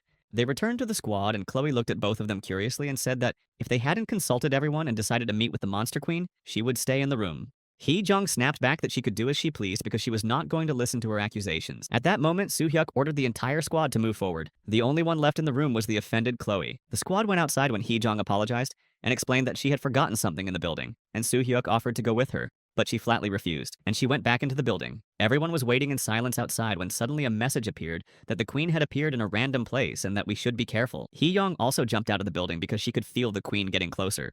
The whole unit was waiting for this battle with all their weapons drawn. Soo Hyuk ordered to move down the street. After walking a few blocks, everyone saw bloody bodies on both sides. Hee-jong looked around in horror, whispering that only 4 hours had passed and already so many had died. But Soo Hyuk only asked her if she was afraid of these bodies because her friend looked very calm. But Hee-jong smiled, saying that she was used to it, and she was more worried about Soo Hyuk. The group reached the crossroads of the neighborhoods and finally saw the queen surrounded by other strangers. All the soldiers began to speed up their pace, and Hee-jong asked if the boy had all the findings with him, and he shouted that everything was in his pocket. And the queen lifted the man with one hand, and his scream was heard all around. The queen had a non-human face and looked more like a leech. She screamed furiously as if with ultrasound, and one of the fleeing men shouted to the troops not to even think about fighting her, and asked them to get out of here. And at that moment, the queen's hand caught up with him and cut him in half. Soo Hyuk was momentarily dumbfounded by what he saw and grimaced. And looking back at Hee-jong, he asked her why the queen was not infected. Hee-jong looked at the guy frightened without answering the question and whispered quietly that they had changed for some reason. She suddenly asked Soo Hyuk if he thought he could beat her, and he was so hot that he was furious. Coming closer, she added that she knew the guy's characteristics and they would be enough for the fight. But the frightened Soo Hyuk just blinked his eyes and Hee-jong pushed him, reminding him that he had hardly fought on the 4th floor. Harin, who was standing next to him, timidly interjected that she thought it was a bad idea, and Dobby screamed that the man was scaring him. The other boys also approached Hee-jong, asking if she really wanted to send Soo Hyuk to the battle. They suggested that she just run away while there was still time. And finally, Soo Hyuk said that it would be really difficult for him to win all of them alone. The entire squad looked at the queen who was raging at the crossroads, and Hee-jong offered to trust her to take care of the guards and help Soo Hyuk with the buffs. And smiling at the guy, she mysteriously added that she still sees the future and asked him to believe her. His friend's confidence gave Soo Hyuk courage, and he loudly exclaimed that he would try. And shouting to everyone to attack, he rushed at the queen's guards. Hoseo, fighting off one of the guards, shouted that he had better take care of the queen, and the guy rushed to the main character of the event, which seemed to be waiting for him. The queen hit him, but the guy dodged the blow, screaming at Hee-jong to throw the unfortunate egg. And the girl threw it, and Soo Hyuk deftly caught it, trying not to break it. And raising the egg high above his head, he shouted to the queen so that she could see the egg, asking mockingly if it was not her thing. The queen saw the egg and rushed to the boy with incredible speed. Soo Hyuk threw the egg in the air toward Hoseo, who deftly caught it like a ball, and Dobby shouted a purification spell that made poor Harin scream in fear. The queen was enveloped in some kind of energy ball and began to spin at a frantic speed. That, Soo Hyuk dropped his shield and tried to pick it up to the shouts of the squad that the queen was already behind him. The guy turned around and repelled her energy attack. At the same time, we are calculating its weaknesses to stop it. The queen screamed as if she were being cut, and Soo Hyuk jumped up to her as close as possible and impaled her with his mace. That it flew into the air from the energy lightning of the mace. The guy decided that now was the time for the last stroke. At that moment, Hee-jong shouted that he had forgotten about the purification and touched the queen with his mace. The monster fell as if into anabiosis and her eyes spun in spirals. Hee-jong looked at her closely and whispered that it looked like the queen had cleansed herself and needed time to come to her senses, and suggested that they return to the media center. And Soo Hyuk ordered the boys to carry it out of the way and straight to the media center. But an hour before these events, something happened. When the whole unit got to the media center, they were opened by the boyfriend of one of the children who had been saved from the monsters in the subway. Hee-jong suddenly hit him with a fireball, and the guy burst into flames. Other survivors ran out to hear this noise and started screaming when they saw the body of their friend. They attacked Hee-jong and screamed at her for doing this, but she explained that the guy was a traitor who was ready to betray his comrades for a secret mission, and so she destroyed it. Chloe, who was standing next to her, started screaming that she shouldn't come near, because she hated beings of other races so much that she once poisoned her own allies on the 16th floor. And Chloe, whom Hee-jong called stupid, said she didn't understand this attitude. Hee-jong, meanwhile, was fuming with anger, calling all the other guys garbage who always abandoned their comrades in battle. They were shocked by these accusations and shouted back that they demanded proof because they were innocent, but the girl only replied that they would never understand her. Meanwhile, the queen's face and body brightened from the purification ceremony, and her eyes turned green. Her clothes turned into a bright dress, and she opened her eyes in a completely different, gentle voice and thanked her rescuers for the long-awaited awakening. Meanwhile, Hee-jong handed her the egg without fear, and the queen joyfully accepted her child. And with tears in her eyes, she thanked everyone again that no one had destroyed her baby. She walked over to the wall and pulled back the vines to reveal a round hole, where she inserted her egg, which shone brightly green. In a moment, it dissolved, and everyone saw a small, pretty goblin with a key in his hand. The queen joyfully took out her baby and hugged it with a happy smile. She announced to everyone that they now had to finish some work and brought the boy to the keyhole of the lock, where the tapestry had inserted its key. And the whole squad saw a message that they had passed the 6th floor and received extra points and a reward for it. Soo-hyuk stared at the monster in amazement and assumed that it must be the Seraph. Meanwhile, the queen approached him and asked the name of her savior. The guy smiled broadly and introduced himself and wanted to introduce Hee-jong, but the girl stopped him. The queen came even closer and thanked Soo-hyuk again, explaining that he had shaken her whole world and promised to pray for the boy. And Soo-hyuk, who was impressed by this attitude, thanked her sincerely. The squad moved on, the little tapestry happily saying goodbye to them, and the queen waving goodbye to everyone, barely holding back her tears. Meanwhile, a message appeared that the secret mission was completed, and all characteristics were multiplied by 3. Soo-hyuk and Dabi found themselves in the restroom, where the little tapestry had fallen and immediately fell asleep after drinking a decoction to support its body. But the boy couldn't sleep and asked Hee-jong if all the members of the group could drink the same broth that Soo-hyuk had bought for them, and she agreed. And I reminded him that he, as the leader of the group, had the right to add and expel members of the squad. Soo-hyuk replied that they had one more empty seat for one person, to which Hee-jong said that they could not take anyone for now, and there would be more rewards for everyone. But Hee-jong wanted to add someone to the group, but she thought they were doing a great job, and they already had Dabi. Soo-hyuk finally agreed with her opinion and offered to buy something, and Hee-jong asked him about his bill. After a little hesitation, he announced that he had 42,000 in his account, and impressed by his earnings, Hee-jong said that he didn't need to spend it yet. In addition, he already had the elixir standing and sparkling on the shelf. And the guy assured Hee-jo that he hadn't drunk it yet. She replied that he didn't need to because he had equipment and a mace. She explained that she would buy something at the store herself and let Soo-hyuk accumulate points. But if she ever runs out of money, she will definitely take his wealth, and laughed out loud. Soo-hyuk finally asked her what would be waiting for them on the 7th floor, and Hee-jong replied that it was still a secret, but promised to tell them the critical details. The guy asked to tell everything immediately, but the girl only said that he should develop his 6th sense and fighting skills. He added that if she was destroyed, then he would have to go through everything himself, to which Soo-hyuk nervously replied that she would live forever. Hee-jong laughed lightheartedly and asked him to drink the elixir and go to bed, because the 7th mysterious floor was waiting for him.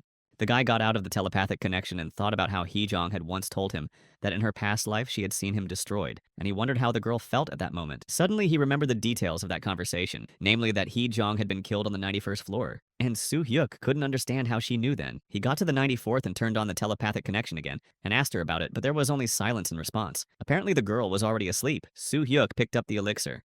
He decided to drink and invest as well. At night, his performance improved. The next day, the entire unit was moved to the 7th floor of what looked like a dense jungle. The whole team looked around and saw the message that it was the strange forest, and each of the team members looked stronger and more skillful after the elixir, and they all thanked Hee-jong for it in a chorus. And again, a message appeared that there are crazy vertigers in this forest, and you need to destroy at least 3. And if 5 are destroyed, the king of the vertigers will appear. And then we'll have to sacrifice it or destroy it as well. Soo-hyuk looked at Hee-jong and whispered that it was good that they had written down what to do this time. But the girl shouted at him as if she had heard something unusual. The entire squad was instantly silent, and Hee-jong quietly announced to everyone that their test had already begun. Meanwhile, the souls of the dead guys were included in the chat room of the undead. One soul was screaming in surprise, while the other reassured them that they should just read the system messages. They looked down and saw Soo-hyuk and his squad fighting desperately with the others. One soul asked in awe why the boy was so strong. Other souls laughed at her, exclaiming how one could not know such a star who is the hope and light of all souls, because all souls were watching Soo-hyuk from the 1st floor. They were silent for a moment and watched with interest as Soo-hyuk fought with the queen, and one of the 3 souls said that it was better to run away from it, because it would destroy you to the ground. And then they started discussing the guy's incredible weapon, and how anyone would be the best with it. Meanwhile, the squad was still looking around, asking Hee-jong how she was going to get through the damn floor. And the girl answered that she didn't know either because she couldn't see the future whenever she wanted to. Only Soo-hyuk listened to her and thought that his friend was probably trying to downplay the impact of her knowledge, so that the whole group would become stronger.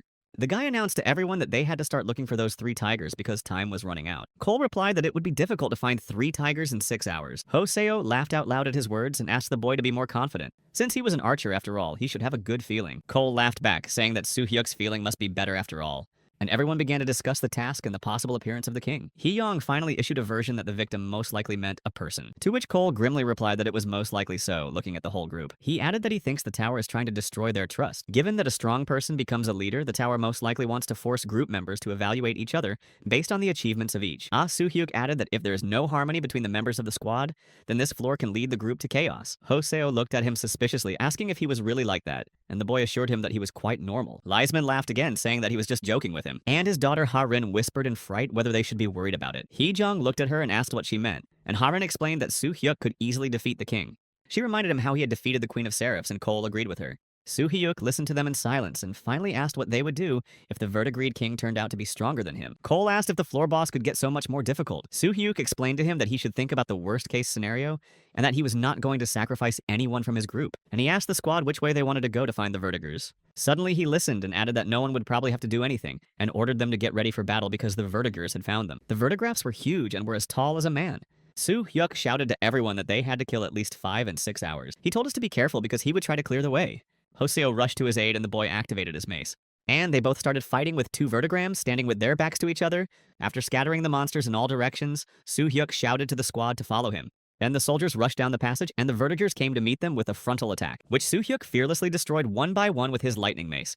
He did it so skillfully that Cole yelled at him to slow down. The boy could not understand why Cole said that, and he explained that all the soldiers were tired because they had been running for a long time. Soo-hyuk looked at the squad, and indeed everyone was barely standing on their feet, asking him to run slowly. The boy remembered that the priest would always lag behind, but they could not stop. Soo-hyuk shouted to everyone to use the stamina restoration spell, but he continued to fight the vulture because there were already 4 hours left. Suddenly, one of the vertigrids attacked Hoseo, and Soo-hyuk barely had time to jump up and deflect his attack by covering his warrior. And the attack was so successful that the vertigraph was destroyed, and Hoseo began to apologize for putting the boy in danger. And both of them looked with pleasure at the first trophy-winning vertigreed. Soo-hyuk raised his mace and shouted for everyone to take a break.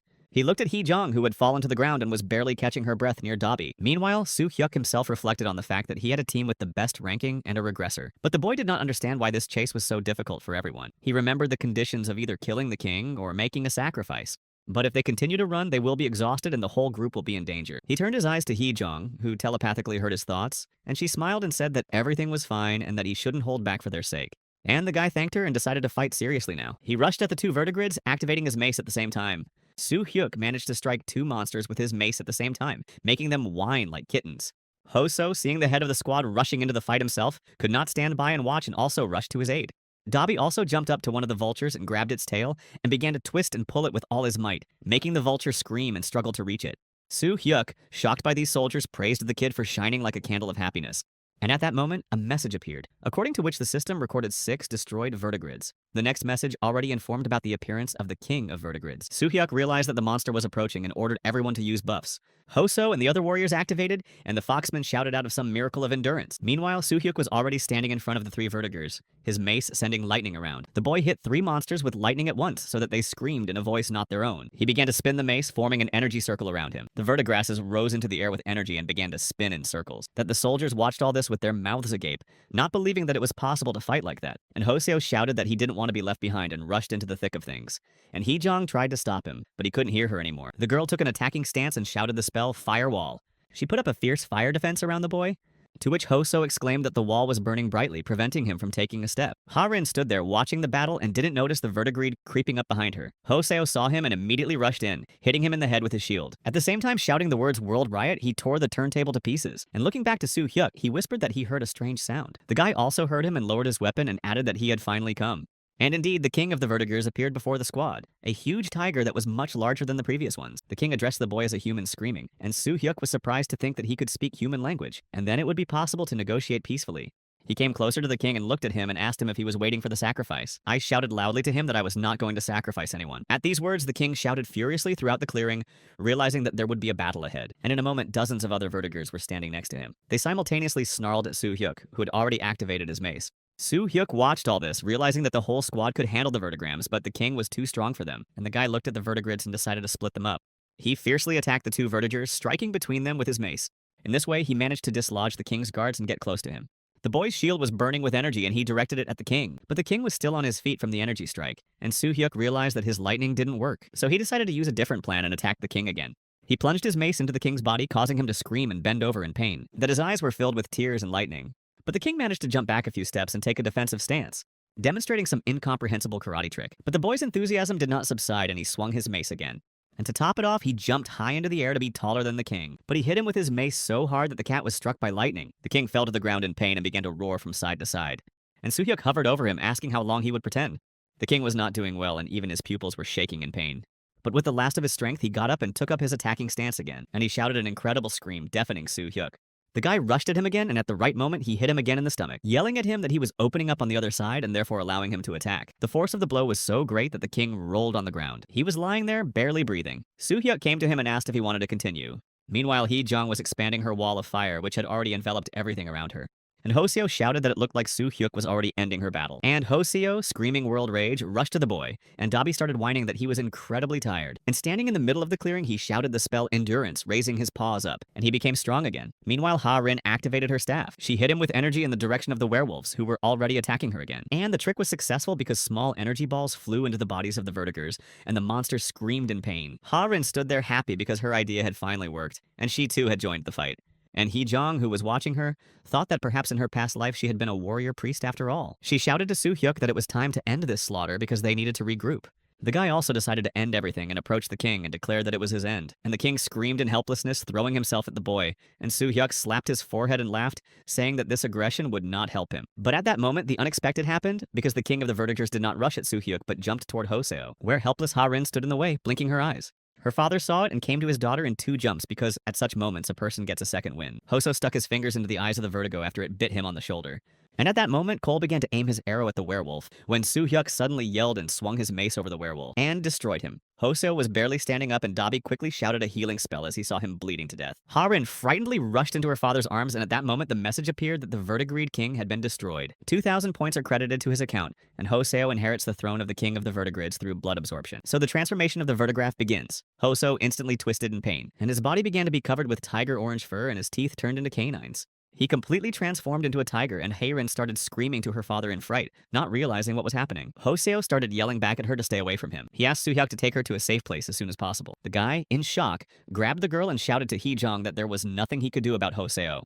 But Hee-jong remained shocked, and Soo-hyuk thought in despair that he was to blame for what had happened to Hoso. Remembering the monster Karaksha and the paladin, he understood that if Hoseo becomes the new king of the vertigers, he will have to destroy him as well. And the guy saw a message about possible support for the use of the neutralizer. Yi Soo-hyuk quickly placed an order for the neutralizer, and having received the coveted bottle, he rushed to Hoseo and poured the liquid into his mouth. This neutralizer made Hoso feel terribly sick. His eyes glazed over and he seemed to stiffen and become motionless.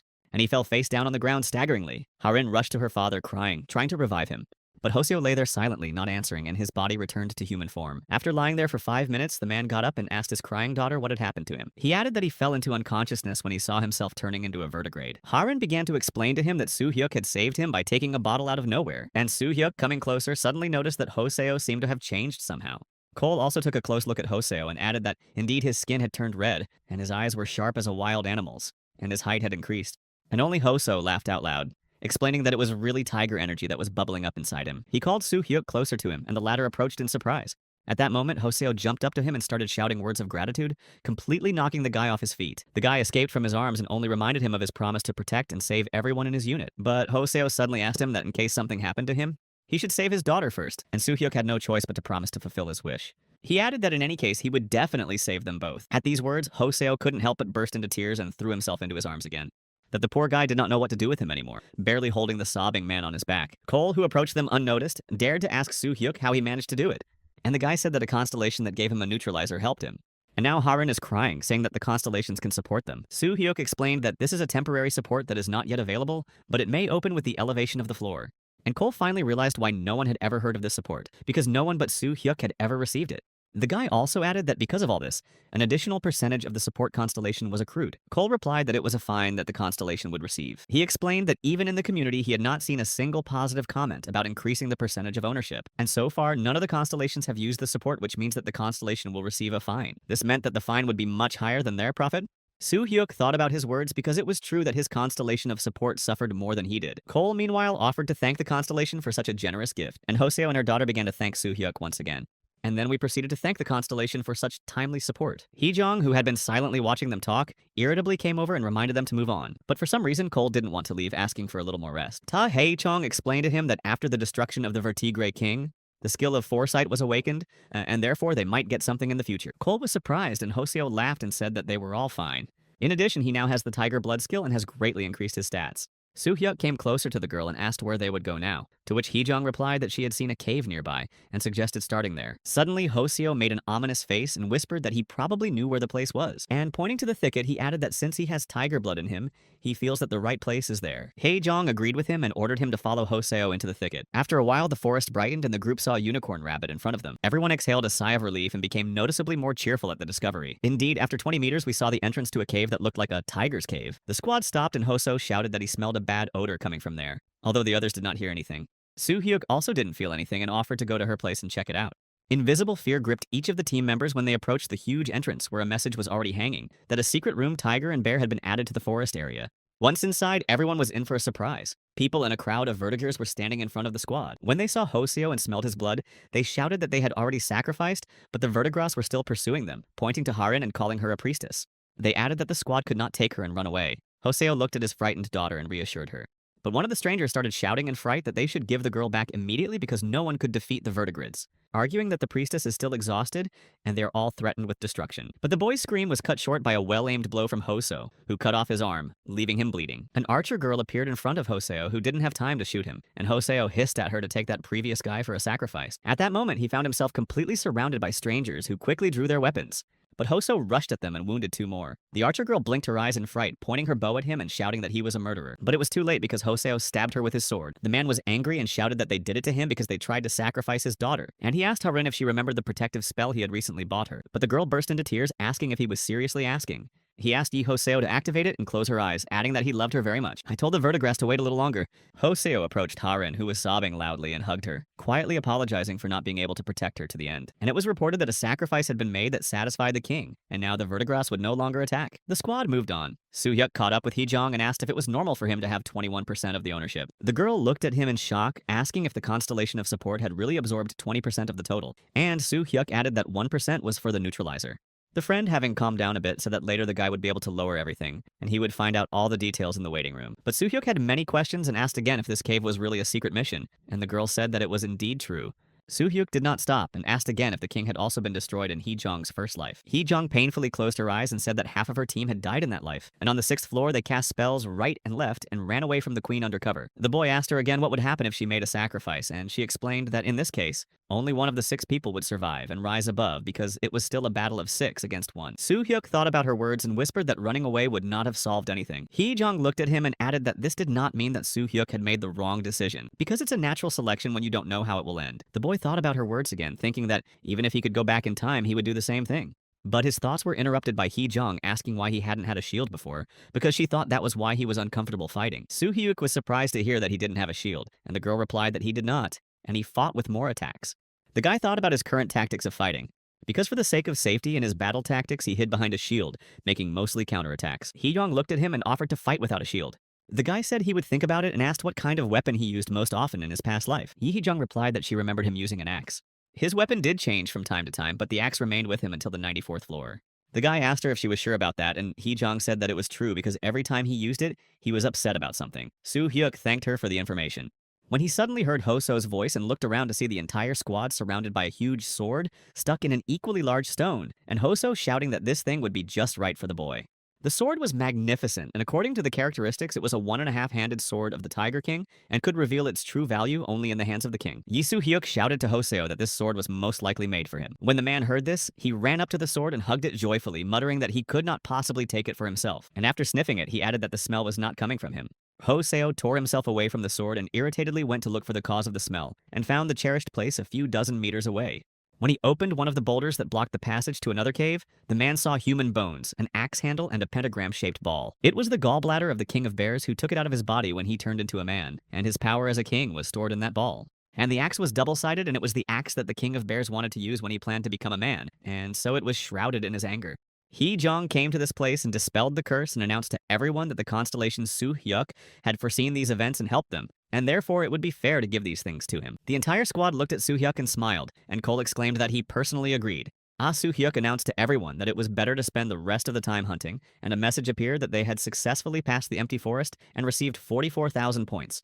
The entire unit immediately moved to the waiting rooms to rest. Soo-hyuk was sitting there wondering if he had enough money now, when a message came through. That it was time to sign up for the strategic guide. The entry for the 7th floor conquest strategy was successfully made, and Soo-hyuk entered the community, where the battles for support unfolded. Hee-jong offered him to upload a post about conquering the floor to raise his image, and the guy wondered if he really needed it. Suddenly, Dabi rushed to him and started shouting, pointing at something and calling the guy by name. Soo-hyuk looked back at him with square eyes and asked if he had heard the little tapestry happily repeating his name. The guy could not resist and began to wipe his tears, muttering that he could not believe what he heard. And he looked at Dabi, who seemed to have grown around her and his clothes were stretched. Dabi began to scream that he was not fat and that he was tired of eating only bread and water and was hungry. Soo-hyuk looked at the online store and said that he would have to spend the points he had earned on other food.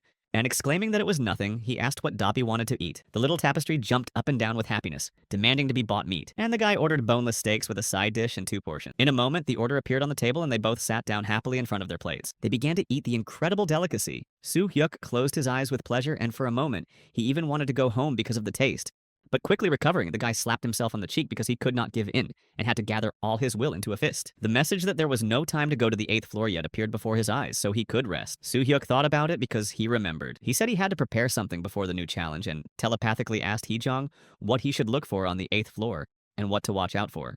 The girl told him not to worry, that she would handle everything. Soo-hyuk was surprised to hear that they wouldn't be there together, and Hee-jong explained that the test would be more like an individual test. Soo-hyuk wondered what that meant because it sounded like a survival game. His thoughts were interrupted by Hee-jong again, explaining that they wouldn't even have to fight because they could mow down the percentage of possession right now, and the guy agreed, asking how many percent of the limited characteristics can be restored on one floor.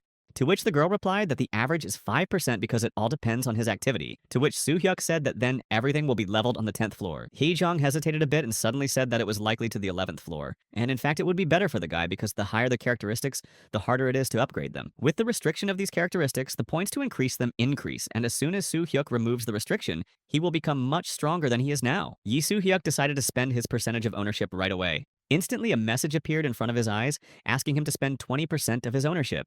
The guy quickly clicked yes and spent all his possessions in no time. He started to shake and his eyes were double, and he complained to Hee-jong that he felt worse than he expected. But the girl ignored his whining and asked him if he had eaten the gallbladder yet, and Soo-hyuk said he had saved it for dessert, and just in case, he asked her if he would turn into a bear like Hoseo if he ate it. But Hee-jong reassured him, explaining that the pill was refined and that this would not happen. Soo-hyuk was relieved by these words and exhaled. And Hee-jong asked him to tell her about the effect when he finally eats the bile. Soo-hyuk walked closer to the bladder and read its characteristics just in case. It was the gallbladder of the Bear King, which contained the power of a king. Grimacing, the boy pulled it into his mouth, telling himself that everything would be fine, and swallowed it in one go, covered in sweat. Instantly, his body was energized, and he saw a message that all his skills and characteristics had increased significantly, and he had received the 7th level of Bear Blood. Soo-hyuk was feeling great because he had recovered 5%, and he telepathically asked Hoseo if he had learned what the Tiger Blood skill was, and Hoseo replied that he felt an increase in strength. Soo-hyuk wandered around the room and came to the axe and decided to swing it and finally test it. It was the Labrys of the King of Bears, a double-edged axe that the King of Bears wanted to use when he became a man. The weapon was wrapped in the king's anger. The boy waved it in the air and noticed that the axe became lighter and something inexplicable shone. The weapon was much more comfortable than the mace. Soo-hyuk stopped in the middle of the room, determined that whatever awaited him on the 8th floor, he would defeat them all. And at that moment, he was moved to the 8th floor arena. Immediately, there were messages that the squad could choose either capture or save. And if someone chooses capture, the battle begins. The defeated side will be destroyed and the winner loses 2 high-level skills. If both sides choose to save, they automatically move to the 9th floor. Soo-hyuk stood with the axe in his hand and noticed that Dabi wasn't there. But the guy immediately gathered himself and concentrated because he had an unusual fight ahead of him. A rival appeared opposite him, a tall, beautiful blonde Bram with an axe, who also had an incredible aura about her. The guy reasoned that it was probably better to choose save, and thus everyone would be saved, and the blonde meanwhile cheerfully greeted him. She added that she really wanted to meet him and see the person who won first place. Meanwhile, Soo-hyuk was wondering how to hint to her that she should choose a grip when Bram herself mentioned it. And the guy looked at her in surprise and began to explain something about his characteristics. But the girl's mood instantly changed and she nervously exclaimed once again that she was choosing delight. Soo-hyuk angrily demanded that he listen to him and not interrupt him. But Bram was not pleading and shouted that she would still choose the grip. And Soo-hyuk nervously realized that their dialogue had reached a dead end because the girl was stubborn. Soo-hyuk nervously wondered what it would be better to lose: his combat concentration, his stubbornness, or his 6th sense. He didn't want to lose anything at all. The guy realized that if he chose to save and his opponent grabbed, he would lose a random skill. It might even lose the essence of lightning, and that was definitely something to be avoided. He looked at Brahm, not understanding why she was ready to fight, even knowing about such a huge difference in strength. I asked her why she was so insistent on using the capture. Did she want to see how he would react and secretly choose the save? The girl sharply replied that this was not the case, and Soo-hyuk indignantly exclaimed that he did not understand why, because she would die if she fought him. To which Bram replied that she knew how different the boy's energy was from others. Soo-hyuk asked her again more calmly why she was doing this knowing the consequences of her choice. And Bram exclaimed that she hates it when people try to take something away from her. Soo-hyuk was amazed by such stupidity, arrogance, and stubbornness. Her words infuriated him so much that he shouted that he was not going to persuade such a stupid goat anymore, and took an attacking stance. At that moment, something seemed to stop him, and he felt as if he had missed something, his intuition telling him not to choose a grip. Yi Soo-hyuk once again analyzed the event since he was on the 8th floor, but he remembered that the report said they were moved to the thief's room. Soo-hyuk couldn't understand why it was called that because it made more sense to call it the grab and keep room. He looked again at Bram's wallpaper, which looked rather atypical and unnatural like a robot's. And even her language was quite strange and the words sounded simple for some reason. At that moment, Soo-hyuk realized that there was a thief in the room. He looked around, trying to detect him somehow, but he didn't feel anyone else's presence. It seemed that the space around him was fake, and maybe that was why he couldn't feel it. Soo-hyuk decided to test his guesses in the easiest way possible and activated the lightning essence.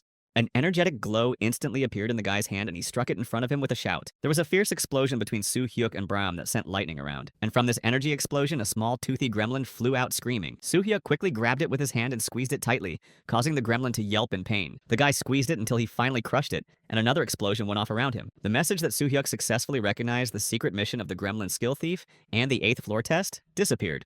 Soo-hyuk was cheerfully waving the gremlin in his hand, showing it to Bram while the system was giving him a reward. Bram stood in shock and cursed that she hadn't noticed the thief right away. To which Soo-hyuk replied that she would have understood everything herself after a while and loudly said goodbye. Bram's image began to fade, but the guy heard her words of gratitude because he helped her earn more prize points. Meanwhile, all the big screens in the city were showing sensational news about Soo-hyuk. The newscaster said that the rating of the test tower had been updated. Yi Kwon-soo-hyuk from the Republic of Korea once again took first place in the competition, while Hee Jong-ho-so and Ha-rin took second and third places. They also showed photos of all the members of the group, commenting that the Earth retained its primacy among the 4 planets, even on the 8th floor. And scientists all over the world are interested in the test tower and other intelligent forms of the universe, but so far there are no real results. But because of the mention of the green zone that has covered the entire planet, the theory of an alien civilization invasion is gaining momentum. As expected, religious sects emphasize divine punishment, so the situation has not yet been clarified and Soo-hyuk has retained his leading position. Meanwhile, in the waiting room, Soo-hyuk sat and ate. The message appeared in front of his eyes again. The boy chewed and quickly read that his characteristics limited to the percentage of possession had recovered by 5% and the skill of imitation had appeared. Most likely, he got this skill when he caught a thief. Yi Soo-hyuk recalled Bram's words that she hated it when people tried to take something away from her. The guy breathed a sigh of relief because he had retained his lightning essence skill. Suddenly, Cole got on the telepathic line and asked if everyone was safe and sound and if anyone was wounded. Ho-seo also joined the conversation, cheerfully saying that he now had the tiger's blood and the king's sword and was therefore perfectly fine. And laughing, he added that he had gained the skill of Iron Shield technique and became even stronger. To which Cole replied with disappointment in his voice that he had lost one skill, because he and his opponent chose to save and just moved on. Ho-seo said that it was very strange because his opponent had been saying for 20 minutes that he would choose a takedown, but chose a save. Ha-rin also joined the conversation and said that her opponent kept saying that he would choose to save, and she had to take his side. Yi Ho-seo praised his daughter for holding up so well and reminded her that together with Soo-hyuk, they would protect her. The girl snorted and replied that she would become stronger on her own because then she would not pass the personal floor. The guys laughed at this and Ho-seo asked Soo-hyuk how it went. Yi Soo-hyuk said that he had to catch a thief on the floor who was using illusion magic, and he succeeded and got the skill and points. And Cole added with surprise that now it was clear why everyone around him was standing on their ears. Soo-hyuk realized that he needed to go to the general chat, and after reading the comments, he decided to go to rest because his head was already spinning. He was lying on the bed looking tiredly at the ceiling with one thought that kept him busy, namely why Hee-jong was silent. He wondered if the girl really wanted him to kill the man. He didn't understand her silence, so Soo-hyuk tried to think of all the options. I imagined how I would feel if I really destroyed a person. Or if he and Hee-jong were swapped, would he be able to make the same decisions for her future? Soo-hyuk nervously stood up and was the first to send a message to Hee-jong that he had caught the thief. But the girl was silent and the guy got nervous again and decided to change the subject, asking what to look for on the 9th floor. Hee-jong responded by muttering that this was the command floor, where she had to go through a maze from which she did not know the way out. Soo-hyuk was happy to hear her voice and asked if it was possible to act faster in it. Hee-jong mused, adding that the whole team must find that exit and there is still a secret room on the floor. And the guy said that he would also take a mace because he was not sure that the axe would work for him. Hee-jong was in a bad mood and sharply replied that time was running out so the guy should rest. Soo-hyuk politely said goodbye to her. There was only an hour left before the test, so he decided to get some sleep. An hour later, the whole team stood in front of the gate of the 9th floor, which had a Kashiatum labyrinth from which they had to find a way out in 7 hours. Cole looked around curiously, asking what floor they would have this time. To which Hoseo replied that the floor felt like a classroom. Soo-hyuk read the message about the maze and remembered Hee-jong's words. And he decided to start moving along one wall to explore the way. And 5 minutes later, a message appeared that they were in the center of a maze. Instantly, the whole team realized that they were being drawn into a maze. Yi Soo-hyuk was determined to learn the whole way by quickly recreating the path in his head. But 10 minutes into the journey, a huge green orc with a sword appeared in front of the team. Soo-hyuk instinctively tried to turn away, but his body did not obey, as if it were petrified. The situation was the same for the other team members, who stood there stunned as the orc approached them. The orc was heading straight for Soo-hyuk, and the boy was about to attack when the orc suddenly passed through him, as if he had vanished. The guy tried to recall the memorized route, but his memory seemed to be erased. Suddenly, all the team members covered their noses from a pungent odor that made it impossible to breathe. It stank so bad that everyone was dizzy and wanted to vomit. Yi Soo-hyuk gave the order to get out of there before the time ran out and suggested a short rest before the journey. Suddenly, Cole shouted that he had another way out. He explained that he had an incredible memory and therefore clearly remembered all the way to the exit. He offered to follow him while preserving his strength. Hoseo was so excited by this news that he exclaimed that he had incredible companions. And Soo-hyuk thought about the fact that Cole had never lied to him. And he asked Cole if he could remember the way to the exit if they took a different route, to which Cole replied that he most likely could and asked why. Soo-hyuk explained to everyone that he didn't think it was necessary to go to the exit so quickly, and it would be nice to look for a secret task or a secret room. And Hoso and Dabi exclaimed that this idea was really cool. Soo-hyuk summarized that now their goal would be to find a secret task or room. The whole team revived and everyone shouted forward and started moving. And Soo-hyuk looked at Cole intently and added that he hoped he would remember him, and the boy nodded in response. And turning his gaze to Dabi, he added that he hoped for him as well. And the little tapestry blinked. And it went on like a boss that Soo-hyuk started shouting that he appreciated his feelings, reflecting on how obedient Dabi had become. Dabi stopped and pointed his sword into the darkness and whispered that he thought it was better to go that way. He added that there was something nearby. Soo-hyuk came closer to him and stopped him with his hand and asked him to wait. Because in a moment, a huge monster appeared in front of everyone in the form of a buffalo, and the whole unit shouted for an attack and drew their weapons. But Soo-hyuk stopped everyone and asked them to wait so that he could deal with the monster himself. Surprised, Hoseo asked why he wanted to do that, and the guy explained that he wanted to try out his new axe. But Hoseo kept saying that he had never seen such a monster before and was not sure that Soo-hyuk could handle it. And the guy asked them to come to his aid if they saw that he really couldn't cope, to which Hoseo promised to back him up and help him with the whole team, and Soo-hyuk went to attack. Activating lightning in his hands, he rushed at the buffalo, which was covered in red fire. He snarled and swung his weapon at the guy like a huge stone wall. But Soo-hyuk, not for a moment afraid, rushed to his side and swung his axe. And he tried to hit the buffalo, and at that moment, the energy between them broke up, colliding in one point. And Soo-hyuk realized that this battle felt like something was missing. He quickly began to analyze what was going on. Maybe it was his mace, or maybe it was because he didn't use a shield. On reflection, I decided to use only an axe without a mace. Meanwhile, the buffalo was seriously angry and rushed at the boy with a terrible roar. And Soo-hyuk grabbed his axe and rushed to meet him without hesitation. And using his agility, he jumped up close to the monster and stabbed it in the body with his axe. That the buffalo bellowed and fell in a matter of seconds without signs of life. For a moment, Soo-hyuk was confused that this terrible battle was over, and then he shouted to the team that they were going to continue. But there was silence in response. He looked back at his friends and saw that each of them was shocked by what he had seen, and Hoseo asked how he had done it. To which Soo-hyuk replied that he fought as usual, but this time, he had a feeling that the axe was perfect for him. But Hoseo noticed that this time everything looked completely different. A surprised Cole added that the fight was more concise and organic than the previous ones, and his punches were the best. And the whole team unanimously agreed with Cole's words that Soo-hyuk blushed at the honor. But suddenly, Hee-jong lets it slip that she thinks Harin and Soo-hyuk exchanged too many frank looks after the fight. Yi Hoseo, hearing such words about his daughter, exploded in a terrible anger, and Harin began to scream that she did not understand what she meant, and Soo-hyuk grumbled that it was complete nonsense. The squad went on ahead of Soo-hyuk, who skillfully destroyed the 8th orc in a row. Hoseo looked at the results of his fights and remarked that the previous ones were somehow more spectacular, to which Soo-hyuk replied that it must be because you have to fight with an axe holding it with both hands. Hoso thought for a moment and suggested switching to a two-handed axe. And the guy agreed with him that it would be better, but for now, he will use this one. At the same time, he noticed Harin's strange, blurred, lovelorn gaze. Suddenly, Hee-jong yelled at Soo-hyuk that it was all about his mace. And the guy remembered that the girl had once told him that Harin was a priestess who had a rather difficult character. Soo-hyuk looked at Harin, who seemed to have gone crazy, and for a moment he was afraid. And coming closer to her, he suddenly offered the girl to try his mace, explaining that it would be nice for Harin to learn how to defend herself against the enemy when no one else is around. Harin was taken aback by the offer, but promised to return the mace after the 9th floor was cleared. But Soo-hyuk was not amused and offered the girl to keep the mace, always explaining that he was more comfortable with the axe. And he handed her the mace, adding that she should not worry because his best weapon was a two-handed axe. Harin picked up the thing in disbelief and began to thank Soo-hyuk in a trembling voice for such a priceless gift. Hoseo looked at his daughter and the mace in her hands in surprise and asked if she really needed such a weapon. Harin held it in her hands with satisfaction and reassured her father that she would succeed because it was Soo-hyuk's own mace. Hee-jong stood by in silence throughout the conversation, and again exclaimed that something was really going on between Ha-rin and Soo-hyuk. But her words were interrupted by the message that they had to find a way out of the Kashyatum maze in less than 7 hours, and the squad tensed up. There were several dozen goblins standing in front of them. Soo-hyuk looked at them in awe and decided to test Ha-rin's skills on them. And looking at Ha-rin, he said that he would lure a goblin to her, and that Kol-hee and Jong would come to her aid if she failed. Ha-rin, hearing this order, lit up and exclaimed that it was time to test the mace, and Hoseo shouted out a warning to her to be careful and rushed to Soo-hyuk. He was already approaching one of the goblins, luring him out of the crowd. And this idea succeeded because the goblin rushed at them both at the same time, swinging his sword, and the boys parted at the same moment, and the goblin was already flying at Ha-rin. She deftly swung her mace and hit the monster right in the head.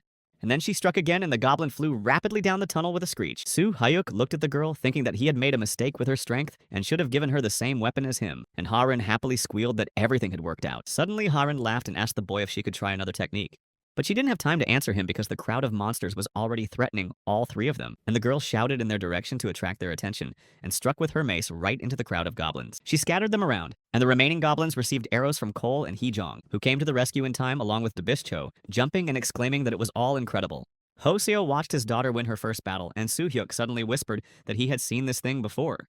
And he pointed to a chest standing nearby, explaining that it was with the goblin squad. When the guys got closer, the chest looked rather strange and suspicious, covered in a blue glow. Hoseo also looked at it suspiciously and suggested that perhaps some creature was disguised as a treasure chest. But Soo-hyuk, without answering, swung his axe and hit the chest. I cut it into 2 halves with a bang, and suddenly something fell out of it, like a small wooden box from which legs instantly grew and it ran away. That Hee-jong started yelling at Soo-hyuk to catch her at any cost. And the guy ran after the box, which was running at breakneck speed through the tunnel. But the thing turned out to be much more agile than he thought. For a moment, Soo-hyuk even thought that by the time he caught him, he would have gotten far enough away from the group and even lost his way. Gaining speed, he began to go through all his skills in his head to apply something, and remembered that he had the essence of lightning. I decided to use it, thinking that maybe it would make me even faster.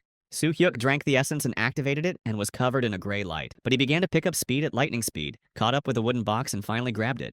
But there were also consequences, for Soo-hyuk fell to his knees from such an energetic breakthrough and could barely catch his breath. The boy's eyes went dark, and he could only hear Hee-jong's screams as she ran to him, asking if he was okay. He could barely answer that he was incredibly tired. Hee-jong explained to him that it was because he had used up his magic, and that he would feel better in a minute, and asked if he had caught the mimic. Soo-hyuk raised the hand Mimic was fidgeting with and asked what to do next. Hee-jong explained that they needed to discuss something in private, so she asked the entire troop to search the goblins' bodies. But Soo-hyuk asked if there were any other objects in the shit besides Mimic. But Hee-jong didn't seem to hear the question and asked the boy if he had really used the lightning essence. Soo-hyuk answered in the affirmative, explaining that he thought this particular essence could help him, so he decided to try it. Hee-jong smiled and praised the guy, saying that she had always wondered when he would finally use her in non-standard conditions. She added that Soo-hyuk could use the essence on this floor as he pleased. Hearing this advice, the boy raised his hand and struck the ceiling with lightning. Because as soon as he received it, he noticed that Hee-jong was a little disappointed about it, and he decided to think about it in the next waiting room. And holding out a mimic, he asked if they would need it later. The girl replied that facial expressions could be used as a tool, and that the box's face contorted at these words. She explained that you can put objects or money in it, just like when you were a child, and use it as a hiding place. And since he is still small and not an adult, it is possible with him. And taking Mimic in her arms, she began to shake him, and Mimic squeaked. Finally, the box fell silent, and Hee-jong explained that you have to shake it and then use it. The guy listened and watched carefully and rehearsed whether he understood her correctly. Hee-jong added that eventually only Soo-hyuk will be able to open it, and Mimic will become a real inventory. She told him to collect all his trophies because they would be useful on the 10th floor. He explained that every 10 floors in the tower there will be a restroom, and some items will even be sold there. And a surprised Soo-hyuk asked her if he could sell the items and get achievement points for them. Hee-jong confirmed that this can be done and said that it is possible to receive trophies instead of points for inspection or repair of equipment. They would have talked for a long time, but they heard Hoseo calling them, and Hee-jong suggested that they continue this conversation later. She turned around and told the guy that after the 11th floor there would be single floors and he should get ready for them. Soo-hyuk could hardly digest this flow of information and repeated it like a mantra, afraid of forgetting something. They returned to the corral and saw everyone questioning Dabi, who was businesslike, and reasoned that the goblins were all very poor. Dabi saw Soo-hyuk and rushed to him, asking if he had caught Mimic, and the guy pointed to his pocket and said that he had caught it and put it in his pocket and would use it as inventory. And Hoso reported that he had found some gems and an old weapon, and he suggested that Soo-hyuk should definitely check out the Mimic and put something in it. Soo-hyuk also took Mimic out of his pocket and opened it. It was a little Mimic because the adult one looked quite strange and this one looked really different. Hoseo's hands are so full of weapons that Soo-hyuk asks if it's too much. But my uncle didn't listen to him and started putting all the weapons into Mimic, which fit him perfectly. It turned out that the little mimic was happy with the spacious inventory, and everyone started putting their trophies in it. But Hoseo had already begun to drag a huge boulder toward Mimic. That the little monster, seeing such impudence, got angry and began to spit out all the weapons he had absorbed. Soo-hyuk started to gather his weapon when he suddenly noticed something shining, and looking closer, he saw a small golden key of Mimic, which was most likely connected to the Kashyadam labyrinth, and a message appeared about the open secret room. Meanwhile, in the soul chat, one of the souls who had been watching Soo-hyuk was loudly asking the entire chat if there was anyone who had been watching the guy from the beginning. Indeed, another soul with glasses flew up to him, who was also a Soo-hyuk fan from the very first floor of the building, and the first soul asked if Soo-hyuk really found secret rooms all the time. The bespectacled man confirmed everything, and the first soul enthusiastically began to discuss the guy and his incredible abilities. He asked whether Soo-hyuk really made decisions on the lower floors without Hee-jung's regression. And the bespectacled man said that on the 6th floor, the guy found everything thanks to Hee-jung's skills, but also thanks to his good deeds, and began to tell how they saved Dabi. Meanwhile, a message announced that there were only 6 hours left to leave the Kashyadam maze. And little Dabi grumbled that he didn't know anything, and Soo-hyuk begged him to listen to his feelings and choose a path. Dabi was screaming that something was wrong, and Soo-hyuk was scolding himself for relying too much on the little goblin, and now he didn't know what to do. And he asked Cole if he remembered all the way through the journey. Cole confirmed that he remembers the entire maze.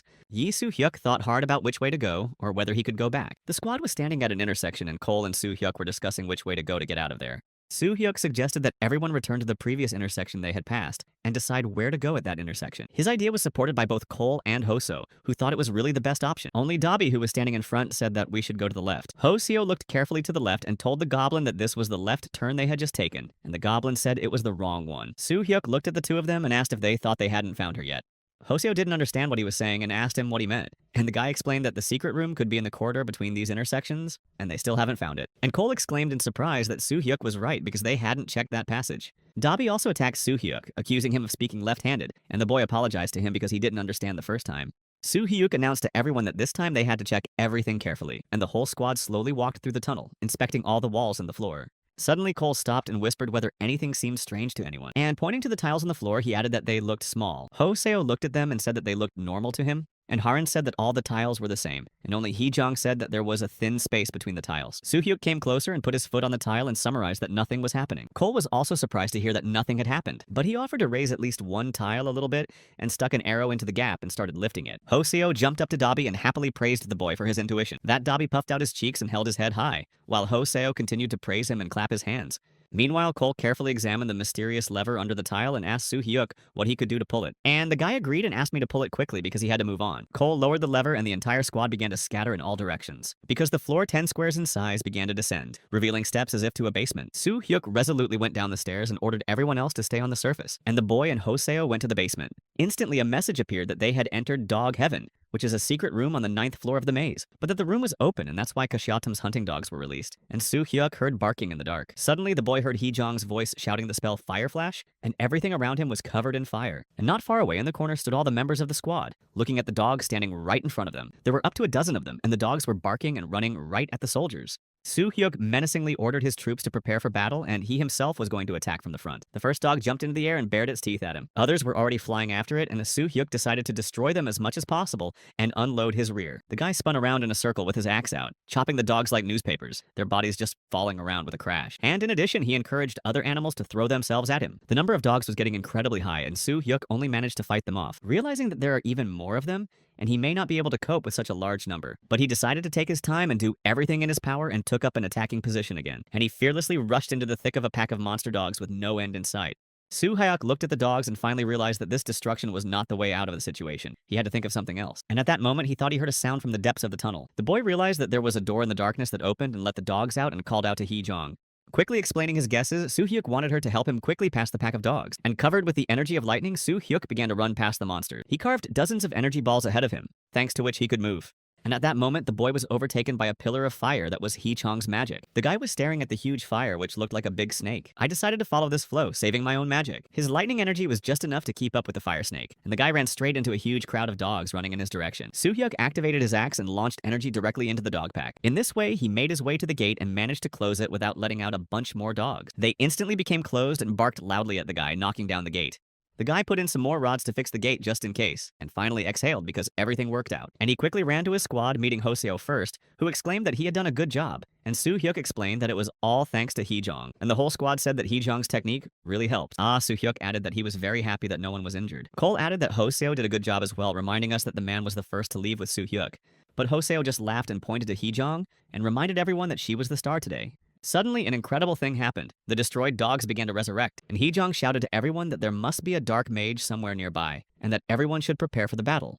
Soo-hyuk nervously asked how much time was left. He felt it was about 5 hours. Hee-jong told him that she would try to do something, but that it would take away her ability to use magic for a while, and she cast the flame tsunami spell. And a fierce flame broke out around the girl and filled part of the tunnel. But the result was achieved. All the dogs burned at once. That Soo-hyuk looked at it all as if mesmerized, not believing his own eyes because it was really incredible real magic. Meanwhile, Hee-jong was barely able to stand, and the girl who was supporting Haren was exhausted. And she explained that she had used up almost all her magic and that's why she wasn't feeling well. But she did it realizing that there was little time left to get out of the maze. Hoseo came closer to her and reminded her that Hee-jong was still second in the rankings. Meanwhile, dozens of bodies of monster dogs lay around them. The group decided to look for a secret room and began to examine the walls. And in one of the cracks, Soo-hyuk noticed a keyhole and took out a key. He successfully opened a secret door where a man in a robe with a two-headed dog was standing in the room. The guy was stunned to see the huge dog, realizing that Hee-chung's magic was already over. But there was nowhere to go, so he shouted to the squad to get ready for battle, ordering Haren and Cole to protect the weakened Hee-jong. And he began to swing his axe, decisively attacking the wizard. And he did it in 1 second, and with one swipe he cut the wizard in half, and now only the dog remained. And now he was standing in front of the two-headed monster. Soo-hyuk began to swing his axe again in front of the dog's muzzle, and in a moment, the cut body also fell next to the wizard. Hoseo stood there numb from the action and, after coming to his senses, asked if Soo-hyuk was okay. But the guy stood there, elated with victory, saying that everything was fine, and in front of him stood the magic boots, Kashiatum's heavenly boots, which could make one a virtuoso in everything that one does with one's feet. Hee-jong looked at Cole and quietly said that they should let Soo-hyuk take those boots, and it was time to get out of there. The squad surrounded the boy and enthusiastically discussed his fight and how skillfully Soo-hyuk defeated both the monster and the wizard. And Cole asked the guy to be a little more confident and addressed the same to Hee-jong. But the guy was embarrassed and muttered that maybe he really needed to be more confident, thinking that he had almost been discovered.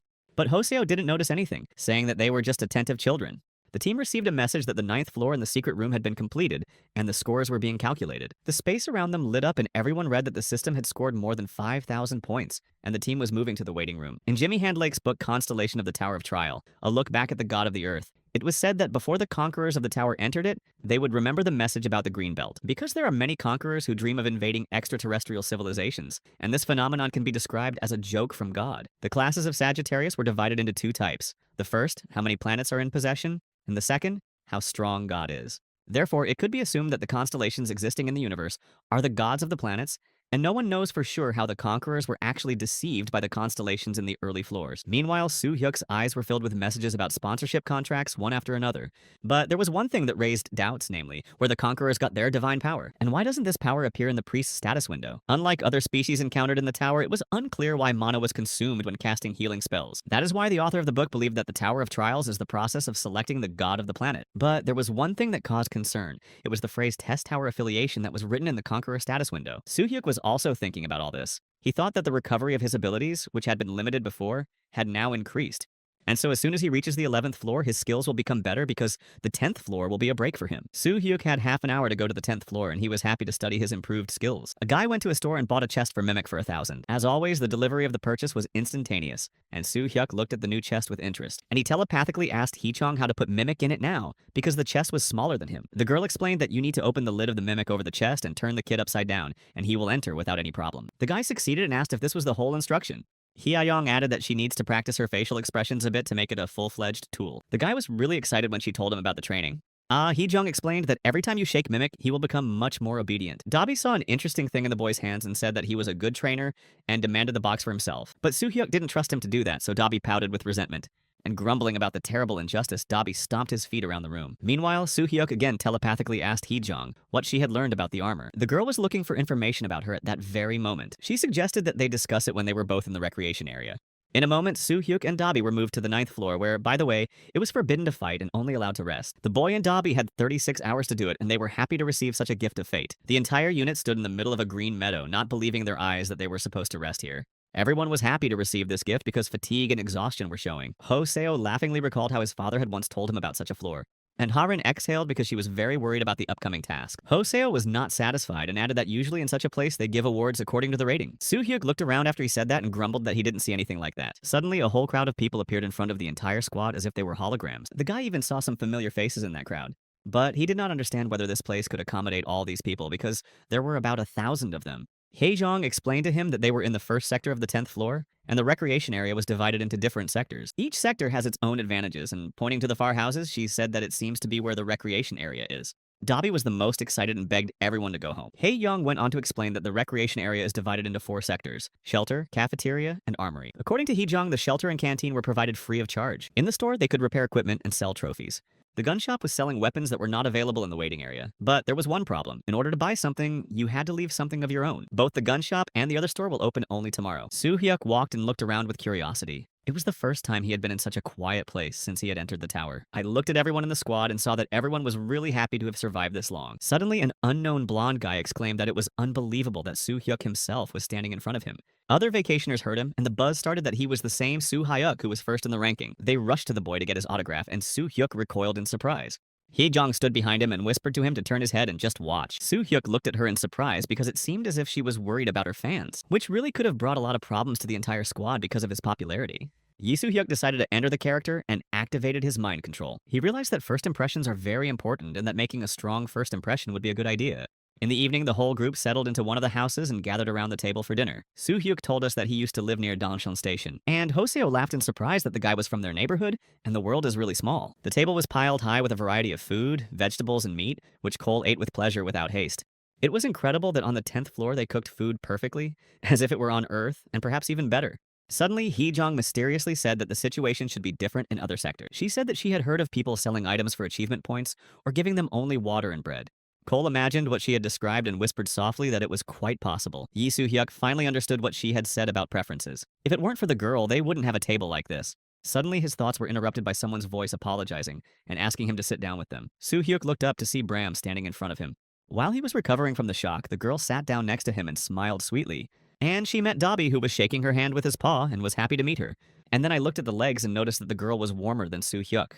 The boy watched them get acquainted and thought that Bram was very kind to Dobby and probably a good person. It was only Hee-jong who was burning with anger and jealousy that Soo-hyuk couldn't understand this reaction. It seemed as if Hee-jong knew Bram before. The guy went through the options not understanding her strange behavior and asked Hee-jong what happened to her, but the girl proudly and silently turned away from him without answering his question. Meanwhile, Bram said that one of their group members suggested collecting the wills of the other participants. Soo-hyuk looked at her in surprise and asked what she meant, and Bram said that her friend Handlake said that if someone survived and left the tower, that person would be able to hand over the wills to the families of the victims. Cole looked at Soo-hyuk and whispered that there were too many participants and no one knew how many would be killed. But Bram told him that the community remains, and that is why wills should be short, and they will be delivered by those who can get out of the test tower. Soo-hyuk asked her how she was going to remember them all. Bram explained that the store sells automatic notebooks where you can take notes and send them separately to recipients, and her friend Handlake will work with it to make sure everything works smoothly. He will update them on each floor and post them in the community chat. And in case it is destroyed, someone else will take over so that the project can continue. After drinking some beer, Hoseo supported Bram in her idea, thinking that Handlake was a good person. And Bram added, laughing, that indeed this boy is also a good magician. Soo-hyuk drank his beer in silence and thought about the girl's words. He liked the idea because these wills could bring relief to families. Suddenly, Bram moved closer to him and asked if he wanted to have a drink with her. The guy blinked in surprise, not understanding what she meant, because everyone at the table had long since drunk their glasses. Bram blushed and explained that she meant to drink alone. And after these words, Soo-hyuk choked and began to cough, blushing. Meanwhile, the souls continued to watch Soo-hyuk's journey. And one of them couldn't stop crying while discussing the new recreation area. The soul with the glasses replied that all the souls around him did not have bodies, but were going to do something here. She asked the other soul if it was true that she was Masol, someone who had never met anyone before. The bespectacled man began to make fun of her, calling her a moron, a masol. And then he summarized that he didn't understand why Soo-hyuk would save such unworthy scum. Meanwhile, Hee-jong heard Bram's proposal and began to get angry again, reminding the boy that he had promised to tell her about the armor. But Bram didn't seem to notice her and asked Soo-hyuk again if he was going to drink with her. But the guy laughed and apologized to her, saying that he really had to talk to Hee-jong. And looking at Hee-jong, he thought it was better not to give in to these provocations right in front of her. Bram, meanwhile, turned her eyes to Cole and looked him in the eye. That he started waving his hands, convincing me that he didn't like her at all, and that he had another partner. Bram laughed out loud, explaining that it was a joke, and she lost interest in the others after the 8th floor. The girl stood up and walked over to Soo-hyuk and hugged him for a moment, and the world froze for a minute, and Hee-jong began to burn with anger again at the sight of such harassment. Soo-hyuk could not stand it any longer, and asked her why she was behaving like this, since he had done nothing wrong. Hee-jong was already quite drunk, but she was embarrassed, and Hoseo started laughing at her behavior. And everyone, together with little Dobby and Harin, raised their glasses and continued to have fun for a very long time. And when night fell and everyone went to their rooms, each of the participants could not hold back their tears for their home. In the morning, all the conquerors went to a gun shop, where they were met by a strange salesman who looked like an old troll. The seller offered to look at the goods on his own and go up to the second floor where the equipment was sold. Hee-jung looked at the shelves with interest, and Soo-hyuk reflected that in many games you can bring a lot of things. The girl telepathically answered him that if everything were so simple, then regression would not be necessary. Her eyes were drawn to 3 expensive items: a necklace, a ring, and a bracelet that cost an incredible amount of money. Yi Hee-jong cheerfully taunted the guy that he would leave all his wealth here today. Suddenly, she fell silent, her gaze catching on the armor that Hee-jong began to examine with interest. Looking down, she saw the underworld's magical gauntlets that could accumulate mana. Hee-jong couldn't believe her eyes that they were being sold so easily. Soo-hyuk's eyes also glazed over because these gloves were worth 70,000 points. Hee-jong didn't notice his shock and wondered why she hadn't known they sold them here before. And she asked Soo-hyuk if he remembered when they first came to the tower and were told that there were 4 intelligent species involved. The guy recalled this conversation, and Hee-jong explained that these gloves are worn by a first-rank warrior from another planet. She asked Soo-hyuk to buy gloves right now and buy the armor later. Shocked, Soo-hyuk reminded him that he had only 54,000 points. Yi Hee-jong slyly replied that she would give him the missing points, which shocked the guy. Explaining that she can transfer points to others, the rating does not decrease. Soo-hyuk will only be charged a commission of 10%, but if you just buy it, no commission will be applied. And looking pitifully into his eyes, she asked him to trust her and just silently buy those gloves. Soo-hyuk gave in to these arguments and persuasions and bought the gloves of the underworld. And after reading their characteristics, I was satisfied with the purchase because they were of the highest class and created in the underworld. And at that moment, he and Dabi were taken to the 11th floor, where there was a mine, and they were given 12 hours to destroy the enemies. The floor felt a little more contrasting than the last single floor. An image of Hee-jong appeared before his eyes, telling him not to lose focus even when the goblin appeared. And what he needs to remember is that if a goblin has the same appearance, their strength can vary depending on the floor, but in no case should he lose focus and concentration. And Dabi at that moment vowed that he was going forward. They both walked slowly through the mine tunnel, looking around carefully. Suddenly, 2 huge orcish guards in metal armor appeared in front of them. Soo-hyuk shielded Dabi and grabbed his axe, inspecting the orc's armor and thinking that if this armor is made of sheet metal, it would be better to attack them with lightning. Soo-hyuk rushed at the orcs, realizing that he needed to learn more on single floors using only an axe. The boy swung his axe in all directions, hitting the orcs so hard that Dabi froze with delight. And when their bodies were lying on the ground, Soo-hyuk saw red and black doors in front of him, and a message that they had entered the boss's room and had to choose a door. Soo-hyuk asked Dabi if there really was no secret mission or room, and the little goblin replied that he really didn't feel anything. Suddenly, the guy asked him his opinion on how he had fought up to that point, and the little fan enthusiastically replied that it was extremely cool. But Soo-hyuk doubted it because he made a lot of unnecessary moves. But I felt some improvements and was satisfied with that. Soo-hyuk looked over at the door and asked little Dabi if he knew what kind of door it was, and whether they were connected to the monsters they would face. Dabi screamed that he knew nothing of the sort. Yi Soo-hyuk asked which door he would advise me to walk through, but little Dabi said that he wanted to go through the other door and pointed his finger. Soo-hyuk sighed because the goblin was incapable of doing anything and ordered him to stay by the door so that he could go on by himself. Dabi was offended and was about to cry again. And the guy came to the red door and felt that he had goosebumps on his back from its energy, and his intuition said that it was better not to go in. Soo-hyuk looked at the back door and decided that he should definitely go in. Together with Dabi, he opened the door and went in. It was pitch black as if it were night, and when his eyes adjusted, he saw some strange holes in the walls. I decided to go first and asked Dabi to stand at the entrance for a while. The guy went a little further. It looked like a canal or maybe a trap room. Suddenly, a bullet flew out of one of the holes and started moving around the room. And as the ball gained speed, it began to bounce off the ceiling, walls, and floor like a rubber ball. At some point, an incredible thing happened. An ordinary-looking ball was covered with sharp blades and turned into a deadly weapon. The ball danced along the same trajectories and rolled on the floor. Finally, it froze and began to grow in size. A minute later, a huge rat with an iron-spiked back from the previous ball stood in front of Soo-hyuk. It was Tutali's guardian, and he could twist his body into a ball and roll on the ground. He was good at hiding and releasing the spikes on his back and was good at the art of 2 swords. Soo-hyuk looked at his opponent and evaluated him. Tutuli was the first one in his practice, and he was curious to use his axe on it. At this point, more balls appeared, and Soo-hyuk decided to become stronger, because the enemy did not attack him head-on. Most likely, Tutuli will defend himself while showing his weakness. Meanwhile, Tutuli was going to attack from 2 sides, and Soo-hyuk quickly pulled out a dagger from his sheath. It had 2 swords in its paws and began to swing each of them. But when he fired energy yellow bullets at Soo-hyuk, the boy barely dodged the hits. Tutuli was gaining momentum and swinging his swords incessantly, trying to wound Soo-hyuk, but the boy skillfully avoided the blows and began to attack the rat, also getting quite angry. He struck with his dagger and hit Tutuli the first time, making the rat scream and furrow its brow. He fell to the ground without signs of life. The unusual opponent was destroyed. And around Soo-hyuk, time seemed to have stopped and the other balls barely moved in space as if without gravity. But at that moment, he was hit by one of the huge bullets. That he was like a sticker, unable to tear himself away from her, and ran screaming across the room. Dabi started screaming because he saw that the guy was already wounded, and he began to chant the spells of healing and wound healing. Soo-hyuk was enveloped in a fog, and when he came to, he whispered to the goblin if he was okay. The guy looked at his own hands and muttered that if he trained his body a little more, he would be able to attack better. He stood in front of the entrance to a cave and wondered where they should go. And again, there were red and black doors and messages that you had to choose one. Soo-hyuk said in frustration that he knew it wouldn't end after he got out of it once. He reached for the back door again, asking Dobby that this incredible darkness must be because of its color, and so he will hone his skills in this damned darkness. He asked Dobby to step back a little, and the tapestry moved back, and Soo-hyuk closed his eyes and concentrated only on his auditory perception to become even stronger. He heard sounds coming from 5 directions for about 7 hours. The guy moved around the room as if he was flying in space with his eyes closed, but he concentrated with all his might without his eyes and focused, and began to swing his axe. Keeping his senses in check and managing to see nothing, Soo-hyuk skillfully deflected bullets left and right. And then he easily deflected the bullet that was flying towards him right in the center. Several Toodles were already coming at the boy waving their daggers, and Soo-hyuk stopped and thought that he was doing it too easily. And I decided not to lose my focus and vigilance and not to be so overconfident. I shouted at the top of my lungs that I was ready to fight for real. The guy closed his eyes and started swinging his axe, hitting Tool every time. He felt that he was defeating each of them using only his own senses. Suddenly, he telepathically read a message that he had to choose one of the 2 doors and go forward, and heard someone's voice asking who dared to come here. It was the boss of the room in the form of a bald man with no clothes but a gun, who shouted that only thieves could get here. And he rushed at the guy, aggressively attacking him, so that Soo-hyuk barely managed to repel the attack. The boss was extremely fast, and the guy decided to try to block him. But at that moment, the unexpected happened. The boss plunged his dagger right into the guy's stomach. That he flew to the side in pain and helplessness, and now Dobby stood in front of the boss with a sword. The little goblin shouted to the boy that he could not cure him of his wound because he could not see anything, and the boss rushed to the goblin, calling him a traitor and threatening to destroy him. Suddenly, Soo-hyuk appeared in front of the boss, demanding to come to him. His injury was superficial, so he was able to move around. The boss rushed to him, mocking him and calling him a snotty little boy, and started waving his weapon in all directions, and then it hit Soo-hyuk. The boss used a shorter sword than Tutuli's guards. The boss noticed this and started yelling at him for thinking too much, but Soo-hyuk started attacking him with his sword, and finally he stopped after the attack, not realizing whether he had missed because he didn't hear any screams. Soo-hyuk realized that the lightning didn't work on the boss, which meant that he had some resistance.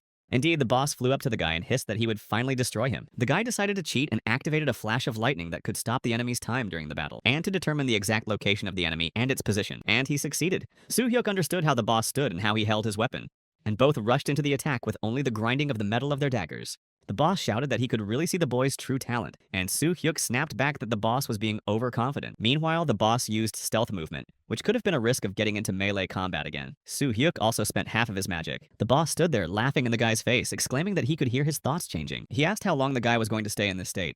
The angry Soo-hyuk replied that the sound of thoughts came from his head. But his boss tried to humiliate him even more by calling him a thief, and the 2 of them rushed into a fight again, and lightning struck. And a miracle happened. Soo-hyuk finally struck him so hard that the boss bled to death. Dobby was screaming frantically, asking Soo-hyuk if he was okay because it looked like the boy was dead and he rushed to his aid. But the guy holding his head began to reassure him that he was more or less okay. And tiredly looking up, Soo-hyuk saw that the room had become even brighter, to which Dobby explained that after the death of his boss, everything had happened. The guy received a message that the boss's room was conquered and the test was passed, and he had to enter the door to the 12th floor.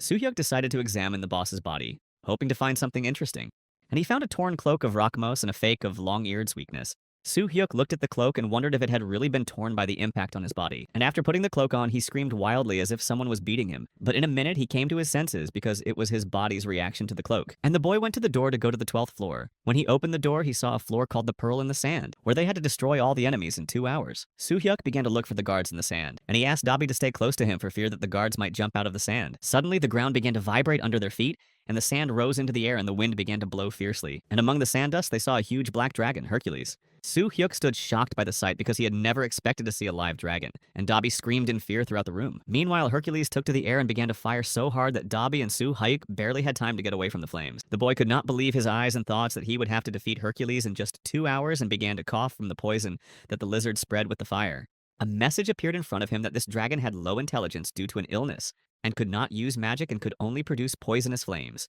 He looked at Hercules, afraid that other dragons would appear to help him. But for some reason, he had only one thought in his head, namely what the name Pearl in the Sand meant. Soo-hyuk also wondered whether the poison in the flame was an acquired phenomenon or congenital. But Dobby kept screaming, begging to calm the lizard down, and the boy promised to do something about Hercules. He suggested that we try Shadow Veil on the dragon to stop it a little. After shouting the Shadow Veil spell, the boy directed it at the dragon, and it really stopped hitting him with flames. But the spell consumed too much mana, and the guy could only last 5 minutes.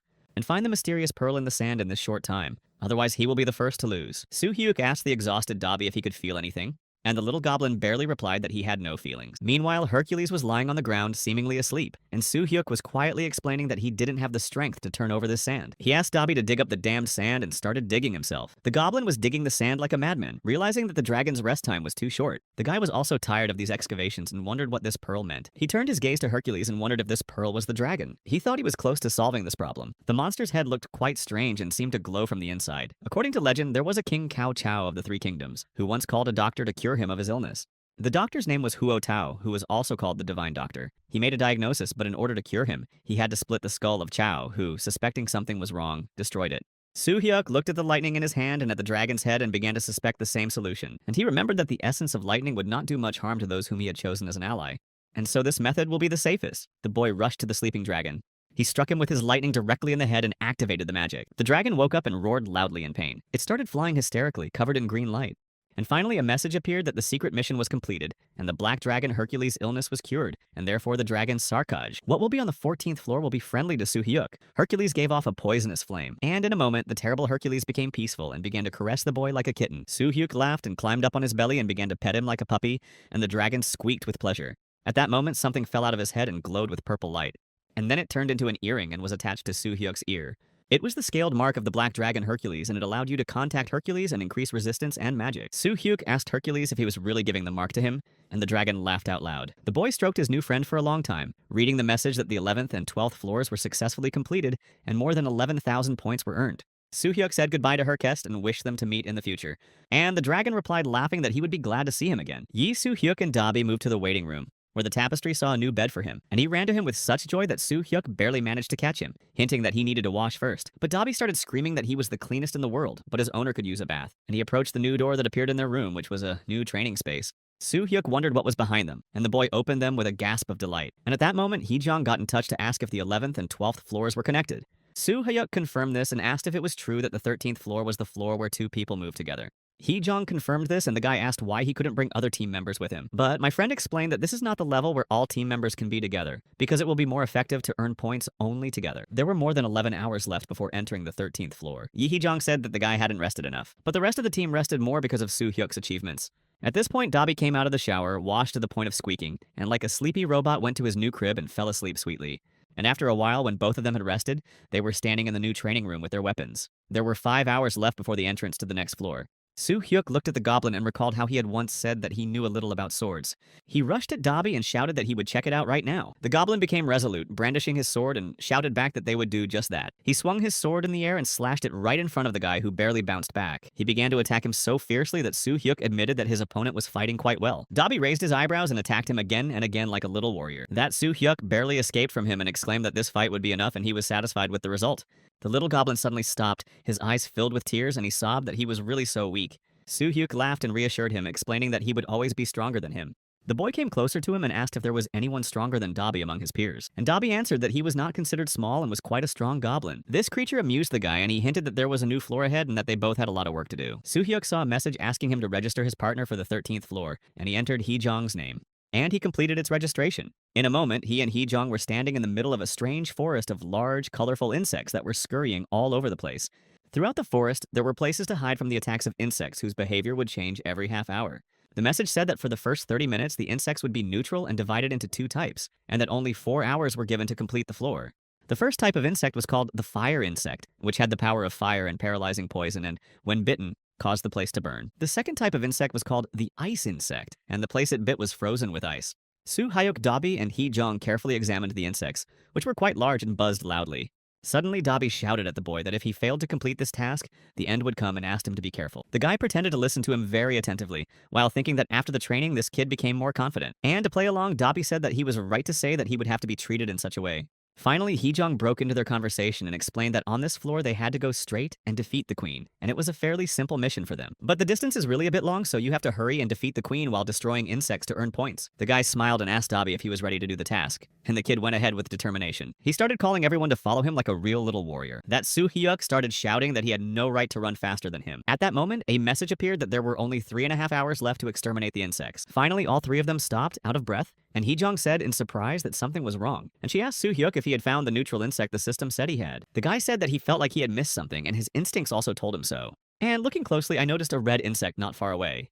He rushed toward her, using his lightning power. Soo-hyuk grabbed the red insect and squeezed it tightly in his palm. Hee-jong looked at him in surprise and asked why he had caught her, and the guy explained that he felt that it was the one he had to catch, but he did not understand why. The girl thought about it because the insect looked like an ordinary firefly. Soo-hyuk looked at his prey and asked his friend if he should destroy it. For some reason, Hee-jong answered that she had to, and the guy looked at her in surprise. But she reminded us that we had to destroy all the key insects to get the treasured key, and that this key might be inside the insect. The guy quietly replied that he understood everything, and apologizing to the insect, crushed it, and indeed a key appeared in his palm. All three of them looked at him in surprise, and Soo-hyuk asked him what it meant. Suddenly, Hee-jong burst into flames of anger and shouted that these assholes were posting information in the chat room. She screamed so loudly that Soo-hyuk and Dabi jumped in fear, and the boy timidly asked what she meant. Dabi, meanwhile, reminded them that there was little time left and they wanted to talk. And the girl instantly stopped talking and calmed down because there was a message that now there would be insects that would start attacking the conquerors. Soo-hyuk looked ahead because a swarm of locust-like insects was flying at them. Hee-jong interrupted my gastronomic thoughts by reminding me of unfinished business. The guy came to his senses and decided to use a different tactic this time. Recalling all his previous techniques in the last battle with the Tuttles, he closed his eyes for a moment and opened them, and quietly said to himself that this time he would succeed because the dormant blood in his body that senses insects was activated at that moment. Suddenly, Hee-jong asked me not to make his lightning any weaker, and the guy decided to listen to her and increase his intensity. He activated his lightning bolt in his hands and launched it screaming ahead of him. The lightning really struck every insect and the goal was achieved. All three of them started running fast, and Hee-jong told Dabi to hold his breath in this colored fog. Dabi asked what she meant, and Hee-jong explained that it was poison. Soo-hyuk asked if he understood correctly that he needed to take a deep breath, for which he received a kick from his friend and only blinked his eyes, not realizing what he had received. Annoyed, Hee-jong shouted that Soo-hyuk should inhale more to increase his resistance to poisons. And every time you pass through the colored fog, take a deep breath. The guy gasped for air and started coughing. His eyes went dark and his head was dizzy. He said that it felt like smoking 20 cigarettes at once, and felt that he was missing something again. He looked closely at the red and blue insects and suddenly asked why there was only one queen. He also thought it was strange that only 2 people were needed to clear the entrance to this damn floor. And while he was thinking, Dabi started to chop insects with his little sword. But the thought that there was only one queen and 2 types of insects for some reason did not leave the boy's head. All 3 of them ran frantically through the forest, and Hee-jong asked what he meant, and the guy explained that every species of insect should have a queen, but definitely not just one. The girl thought for a moment because it sounded plausible and asked Soo-hyuk if it might be related to what had been discussed in the community earlier. She added that she believes that Soo-hyuk is right, that there are most likely 2 queens. She began to mentally scold herself for not thinking of it sooner. All 3 of them were making their way through the dense forest, and Hee-jong asked what they should do now. And Soo-hyuk suggested that she and Dabi go the other way and destroy the queen, while he would go the other way. Hee-jong agreed, and Dabi happily thanked him for his trust. The guy stopped and added that he thought he would definitely meet a second queen on his way. Hee-jong promised to act in accordance with her 6th sense. Soo-hyuk stopped and came closer to her and handed the key to the insect. And shouting that they would see each other later, he ran to the left side. After a while, a message appeared that the insect queen was destroyed, and now the insects would attack the conquerors. The guy realized that Hee-jong had already completed her task and hurried forward. After running a few hundred meters, Soo-hyuk saw a blue beetle, and his intuition told him that there was a key inside. The guy activated the lightning in his hands and roared it at the insect. The lightning struck a whole swarm of insects and destroyed them, and indeed there was a key on the stone. The boy lifted his trophy with satisfaction, and now he had only the queen to look forward to. And he ran as fast as he could to the entrance of the mysterious cave because there was only an hour left. Entering it, Soo-hyuk saw the walls covered with ice and felt incredibly cold, which meant that Hee-jong had destroyed the queen of fire insects. After walking a little bit through the tunnel, he noticed something shimmering ahead of him, a huge beetle, which was the queen of blue ice insects and several times larger than them. The boy activated his lightning power and rushed right at the queen and destroyed her with his axe. It exploded and Soo-hyuk held a transparent ball in his hands. Soo-hyuk saw that there was still an hour left and decided to earn some points. Meanwhile, Hoseo and Harin were also running through the forest of insects, unaware that the air around them was saturated with poison. Hoseo sneezed loudly and his daughter ran after him and treated him on the go, emphasizing that this idea is very dangerous and pointless. But Hoseo was relentless and winked and said that he had a responsible daughter. Harin looked worriedly at the swarm of blue and red insects. And shouting the treatment spell, she rushed toward the swarm, which Hoseo just laughed at. For a moment, he even started to cry because his daughter was really an adult. Suddenly, the insects screamed and each of them fell from the arrow that hit the target. It was Cole in person with a bow in his hand, shouting that the rear was clear. Bram, who was next to him, also cheerfully remarked that together they were doing great. And they both saw a message that the 13th floor had been successfully completed and points were being calculated. Hoseo and her daughter saw the same message, as did Soo-hyuk, who in a second, together with Dabi, was already standing in the middle of the recreation room, where they were given 10 hours. Soo-hyuk turned to Dabi and asked if he had a good time with Hee-jong, and the boy began to tell him with delight how he had chopped colorful beetles. Laughing, the boy sent the dirty kid to bathe. I opened my status window and started reading my performance indicators. Now he has increased endurance to fire, to poison, to cold, and even increased rebellious blood. He thought about what happened to the blood and decided that it must have happened by accident. Meanwhile, Hee-jong came over and asked if he was checking the status window. The guy replied that he was, to which Hee-jong said that he had to go to the training room. She explained that new features for the training room were being added to the waiting room on the 14th floor, and that they needed to be checked out immediately. Soo-hyuk sighed because he was going to go swimming, but he went and opened the door to the training room, and he was surrounded by messages that there were 2 changes, and since the guy is in the first place of the leaders, the level of the training room is being updated to a higher rank. Soo-hyuk carefully looked around the room. Everything was the same as always, and he asked the girl why nothing had changed. But Hee-jong cryptically replied that she wouldn't tell him anything because he had to wait for the 14th floor. The guy sighed in frustration and muttered that nothing in this system is easy. Suddenly, the renovation of the training room began and it was covered with a green mesh. The upgrade was in full swing and Soo-hyuk whispered with satisfaction that now he could make it even bigger. In addition, all his abilities began to rise even higher, and the guy decided to make a simulation of a battle like the enemy he met on the 11th floor. He was warned that he could die even in this room and that he should be careful. His axe glowed, and Soo-hyuk wondered for a moment if this meant that if he was not properly equipped, he might be destroyed. And he asked Hee-jong if it was true that combat training could end in destruction. The girl explained that it was not an illusion. The opponents in the training were actually real, and not all the conquerors went up to the same floor because they are divided into districts, and usually there are more than a dozen bosses on one floor. The guy could not believe his ears that all his opponents could really be in the training room. Hee-jong added that in addition to all this, the training room recreates conditions that resemble a real situation. The guy thanked us for the information and decided to try to practice and then get in touch with Hee-jong again. He clearly realized that even if he had defeated his opponents, he should not let his guard down, and he began to think about who he would like to meet again. But he remembered the foot and mouth disease of the reptile from the 11th floor, and instantly the reptilian appeared in front of him. But for some reason it was dark, which meant that the lizard could not use the shadow curtain. The guy decided to test this theory and shouted the shadow curtain spell, and rushed at the lizard with a weapon.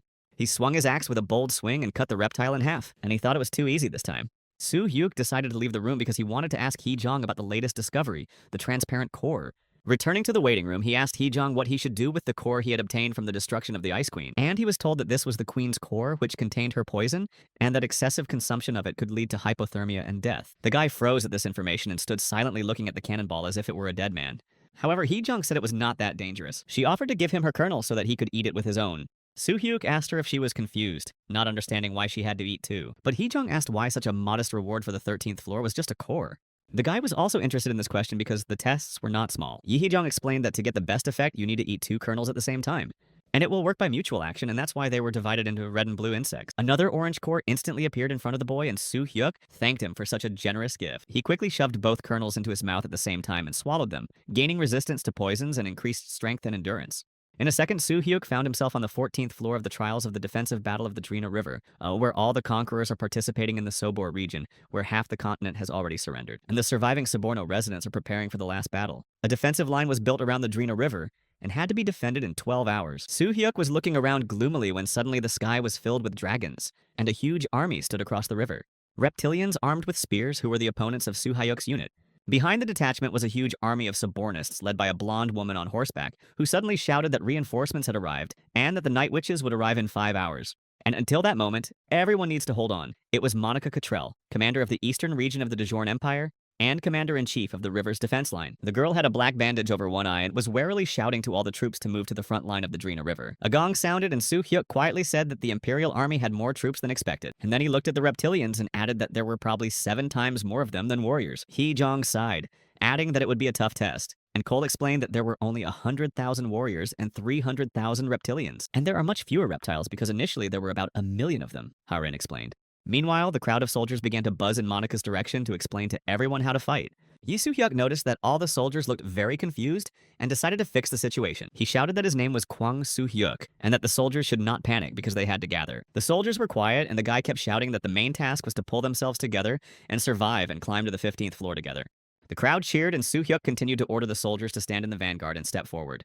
And everyone else should stand in the rear behind. Those who are involved in close combat should go forward and the rest go immediately back. He was joined by Hee-jong, who also began to shout for the priests and archers not to get lost in the crowd and to control the entire front line. Mages must keep their distance and be careful. And someone in the crowd recognized her and shouted that she was the goddess Ha-hee-jong, and the soldiers roared. And they began to pass on her words to each other that everyone should be placed in different specializations. Their opponents were reptilian soldiers with strong bodies and no fatigue. They could also move underwater and produce poison. The river was only 1.5 kilometers wide, where the reptilians stood ready to attack. Suddenly, Callan's name was heard on the other side and echoed. All the reptiles shouted in one voice to Kalane and loudly galloped, and a minute later waded across the river. Dobby got so used to the role of a warrior that he started shouting at Soo-hyuk when he was about to attack. But the guy replied that it was not yet time to watch the reptiles go into the water one by one. And at that moment, Cole and the other archers launched arrows in their direction, and the reptiles responded with their own shots. And Soo-hyuk finally commanded the army to fire, supported by Monica, who also shouted fire. And a huge reptile on the other side of the river roared into action, and thousands of lizard arrows flew towards Soo-hyuk's army. Hee-jong yelled at the soldiers to deploy a protective shield at a height of 50 meters. And the arrows fell with a crash on the shields and broke into pieces, and Cole's arrows reached the bodies of the reptiles. Soo-hyuk watched the battle through gritted teeth, thinking that even though they managed to confuse the lizards, they were still in small numbers. Meanwhile, some reptiles continued to successfully swim across the river. And in the sky, there were dozens of wyverns in flocks. Hee-jong looked up at the sky and shouted that the wyverns would land 20 meters away. And at that moment, Soo-hyuk decided to activate his lightning power. Ordering everyone to step back from the riverbank, the guy launched his lightning directly into the water, using the gloves of the underworld. That the reptiles that swam there were screaming from the electric current that the water perfectly conducted. Harin and some of the soldiers stood there as if they didn't understand what was happening. Monica, impressed by what she saw, finally asked who the guy was. Meanwhile, Hee-jong yelled that she was focusing on the wyverns in the sky and activated her fire staff. She gave the order to shoot down the wyverns immediately, which began to fall like chickens from explosions, and the other reptilians continued to go into the water. The head reptile suddenly shouted at everyone to retreat and move away from the riverbank. Hearing this, Soo-hyuk wondered if the lizards would not cross the border. Meanwhile, Hee-jong ordered the magicians to get ready and take their positions. And Dobby happily shouted that the enemies could not come closer and laughed out loud. Hoseo came closer to him and added that it's true, thanks to Soo-hyuk and Hee-jong. The enemy can't even get close. And Dobby started shouting that they had won. Hoseo rushed to the kid and tried to cover his mouth, but it was too late. Hee-jong shouted to all the soldiers to stay focused. And the soldiers behind them hysterically shouted that a real battle had begun because they had seen a huge reptile. Monica bowed her head in despair and whispered quietly why they had been subjected to such trials. It was only Soo-hyuk who shouted to everyone not to despair because he would sort everything out, so there was no need to lose hope. And the crowd came to a little bit of a sense. 4 hours of battle passed and a huge black dragon, Sarkai, appeared, a very ancient dragon that had lived for thousands of years and had scales stronger than metal. Soo-hyuk stared at Sarkaj and wondered if they could really win. And Hoseo could barely catch his breath because the flying reptile changed course and did not reach him. Suddenly, an incredible thing happened. The river turned red like blood and began to boil. And in a minute, it was completely dry. Soo-hyuk was numb from what he saw. And at that moment, the reptilian shouted to his warriors to attack in the name of Kurline. Suddenly, Monica gave the order that the shadow would protect everyone, and that the copyists should move forward. And Hee-jong shouted to the guy that she would come in from the rear as planned. Soo-hyuk told her to move forward with the Soborians right to the front line and start casting fire magic. Meanwhile, Cole and the other archers aimed at the wyverns to prevent them from approaching. And Cole shouted that the enemy's weak point is his heart, which is located between the chin and the fourth rib. And the arrows flew rapidly at the wyverns, destroying each one. Suddenly, Soo-hyuk got up and ran somewhere, ordering everyone to stay put. He helped the commander's corps to defend the front line, and activated the power of lightning and slammed his axe into the ground.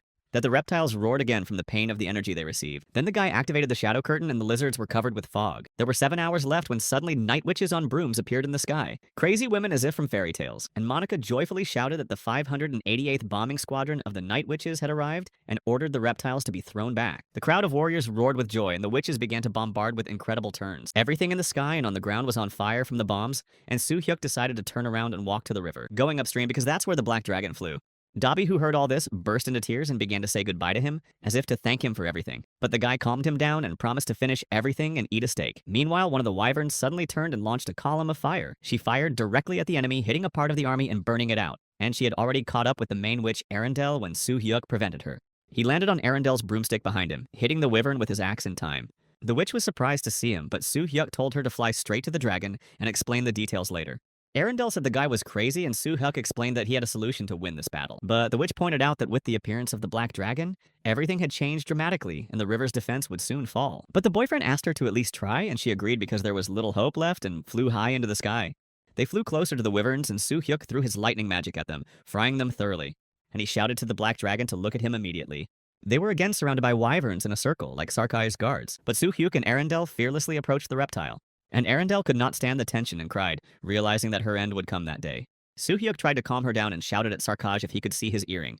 And Sarkaj stopped, not understanding how this was possible, and Soo-hyuk continued to shout to him that he had received it after he had cured the dragon Hercules of the parasite, and now, Hercules was healthy and could use his magic. Sarkaj was shocked by what he heard and said quietly that he understood, but Soo-hyuk continued to speak, that he had no choice but to destroy the guards to save Hercules. Sarkaj came even closer and said that Hercules would be safe now. Sarkaj sighed and closed his eyes, whispering that he would no longer stay here, because he no longer recognized his allies with age, apologizing for his past sacrifices. And at that moment, another earring appeared in the air. The dragon explained that verbal apologies would not be enough, so he gave him an earring to match, and it shone on Soo-hyuk. It was the emblem of a black dragon that gave a magical connection to the dragon Sarkaj. The shocked guy sincerely thanked him for such an incredible gift, and Sarkaj promised to restore the battlefield and not to forget the boy and meet him again someday. Sarkaj shouted loudly, and all the werewolves flew away while Arendelle burst into tears, thanking Soo-hyuk for saving the entire army. But suddenly he realized what the words "restore the battlefield" meant, and he shouted to all the soldiers to retreat immediately because the river will return. Monica also started shouting at everyone to retreat, but the river was already roaring back into its old channel, so it was necessary to finish off the rest of the reptiles. The soldiers obeyed the order and the river flowed quietly as if nothing had happened. Soo-hyuk finally met Hee-jung and thanked all the soldiers for the incredible battle.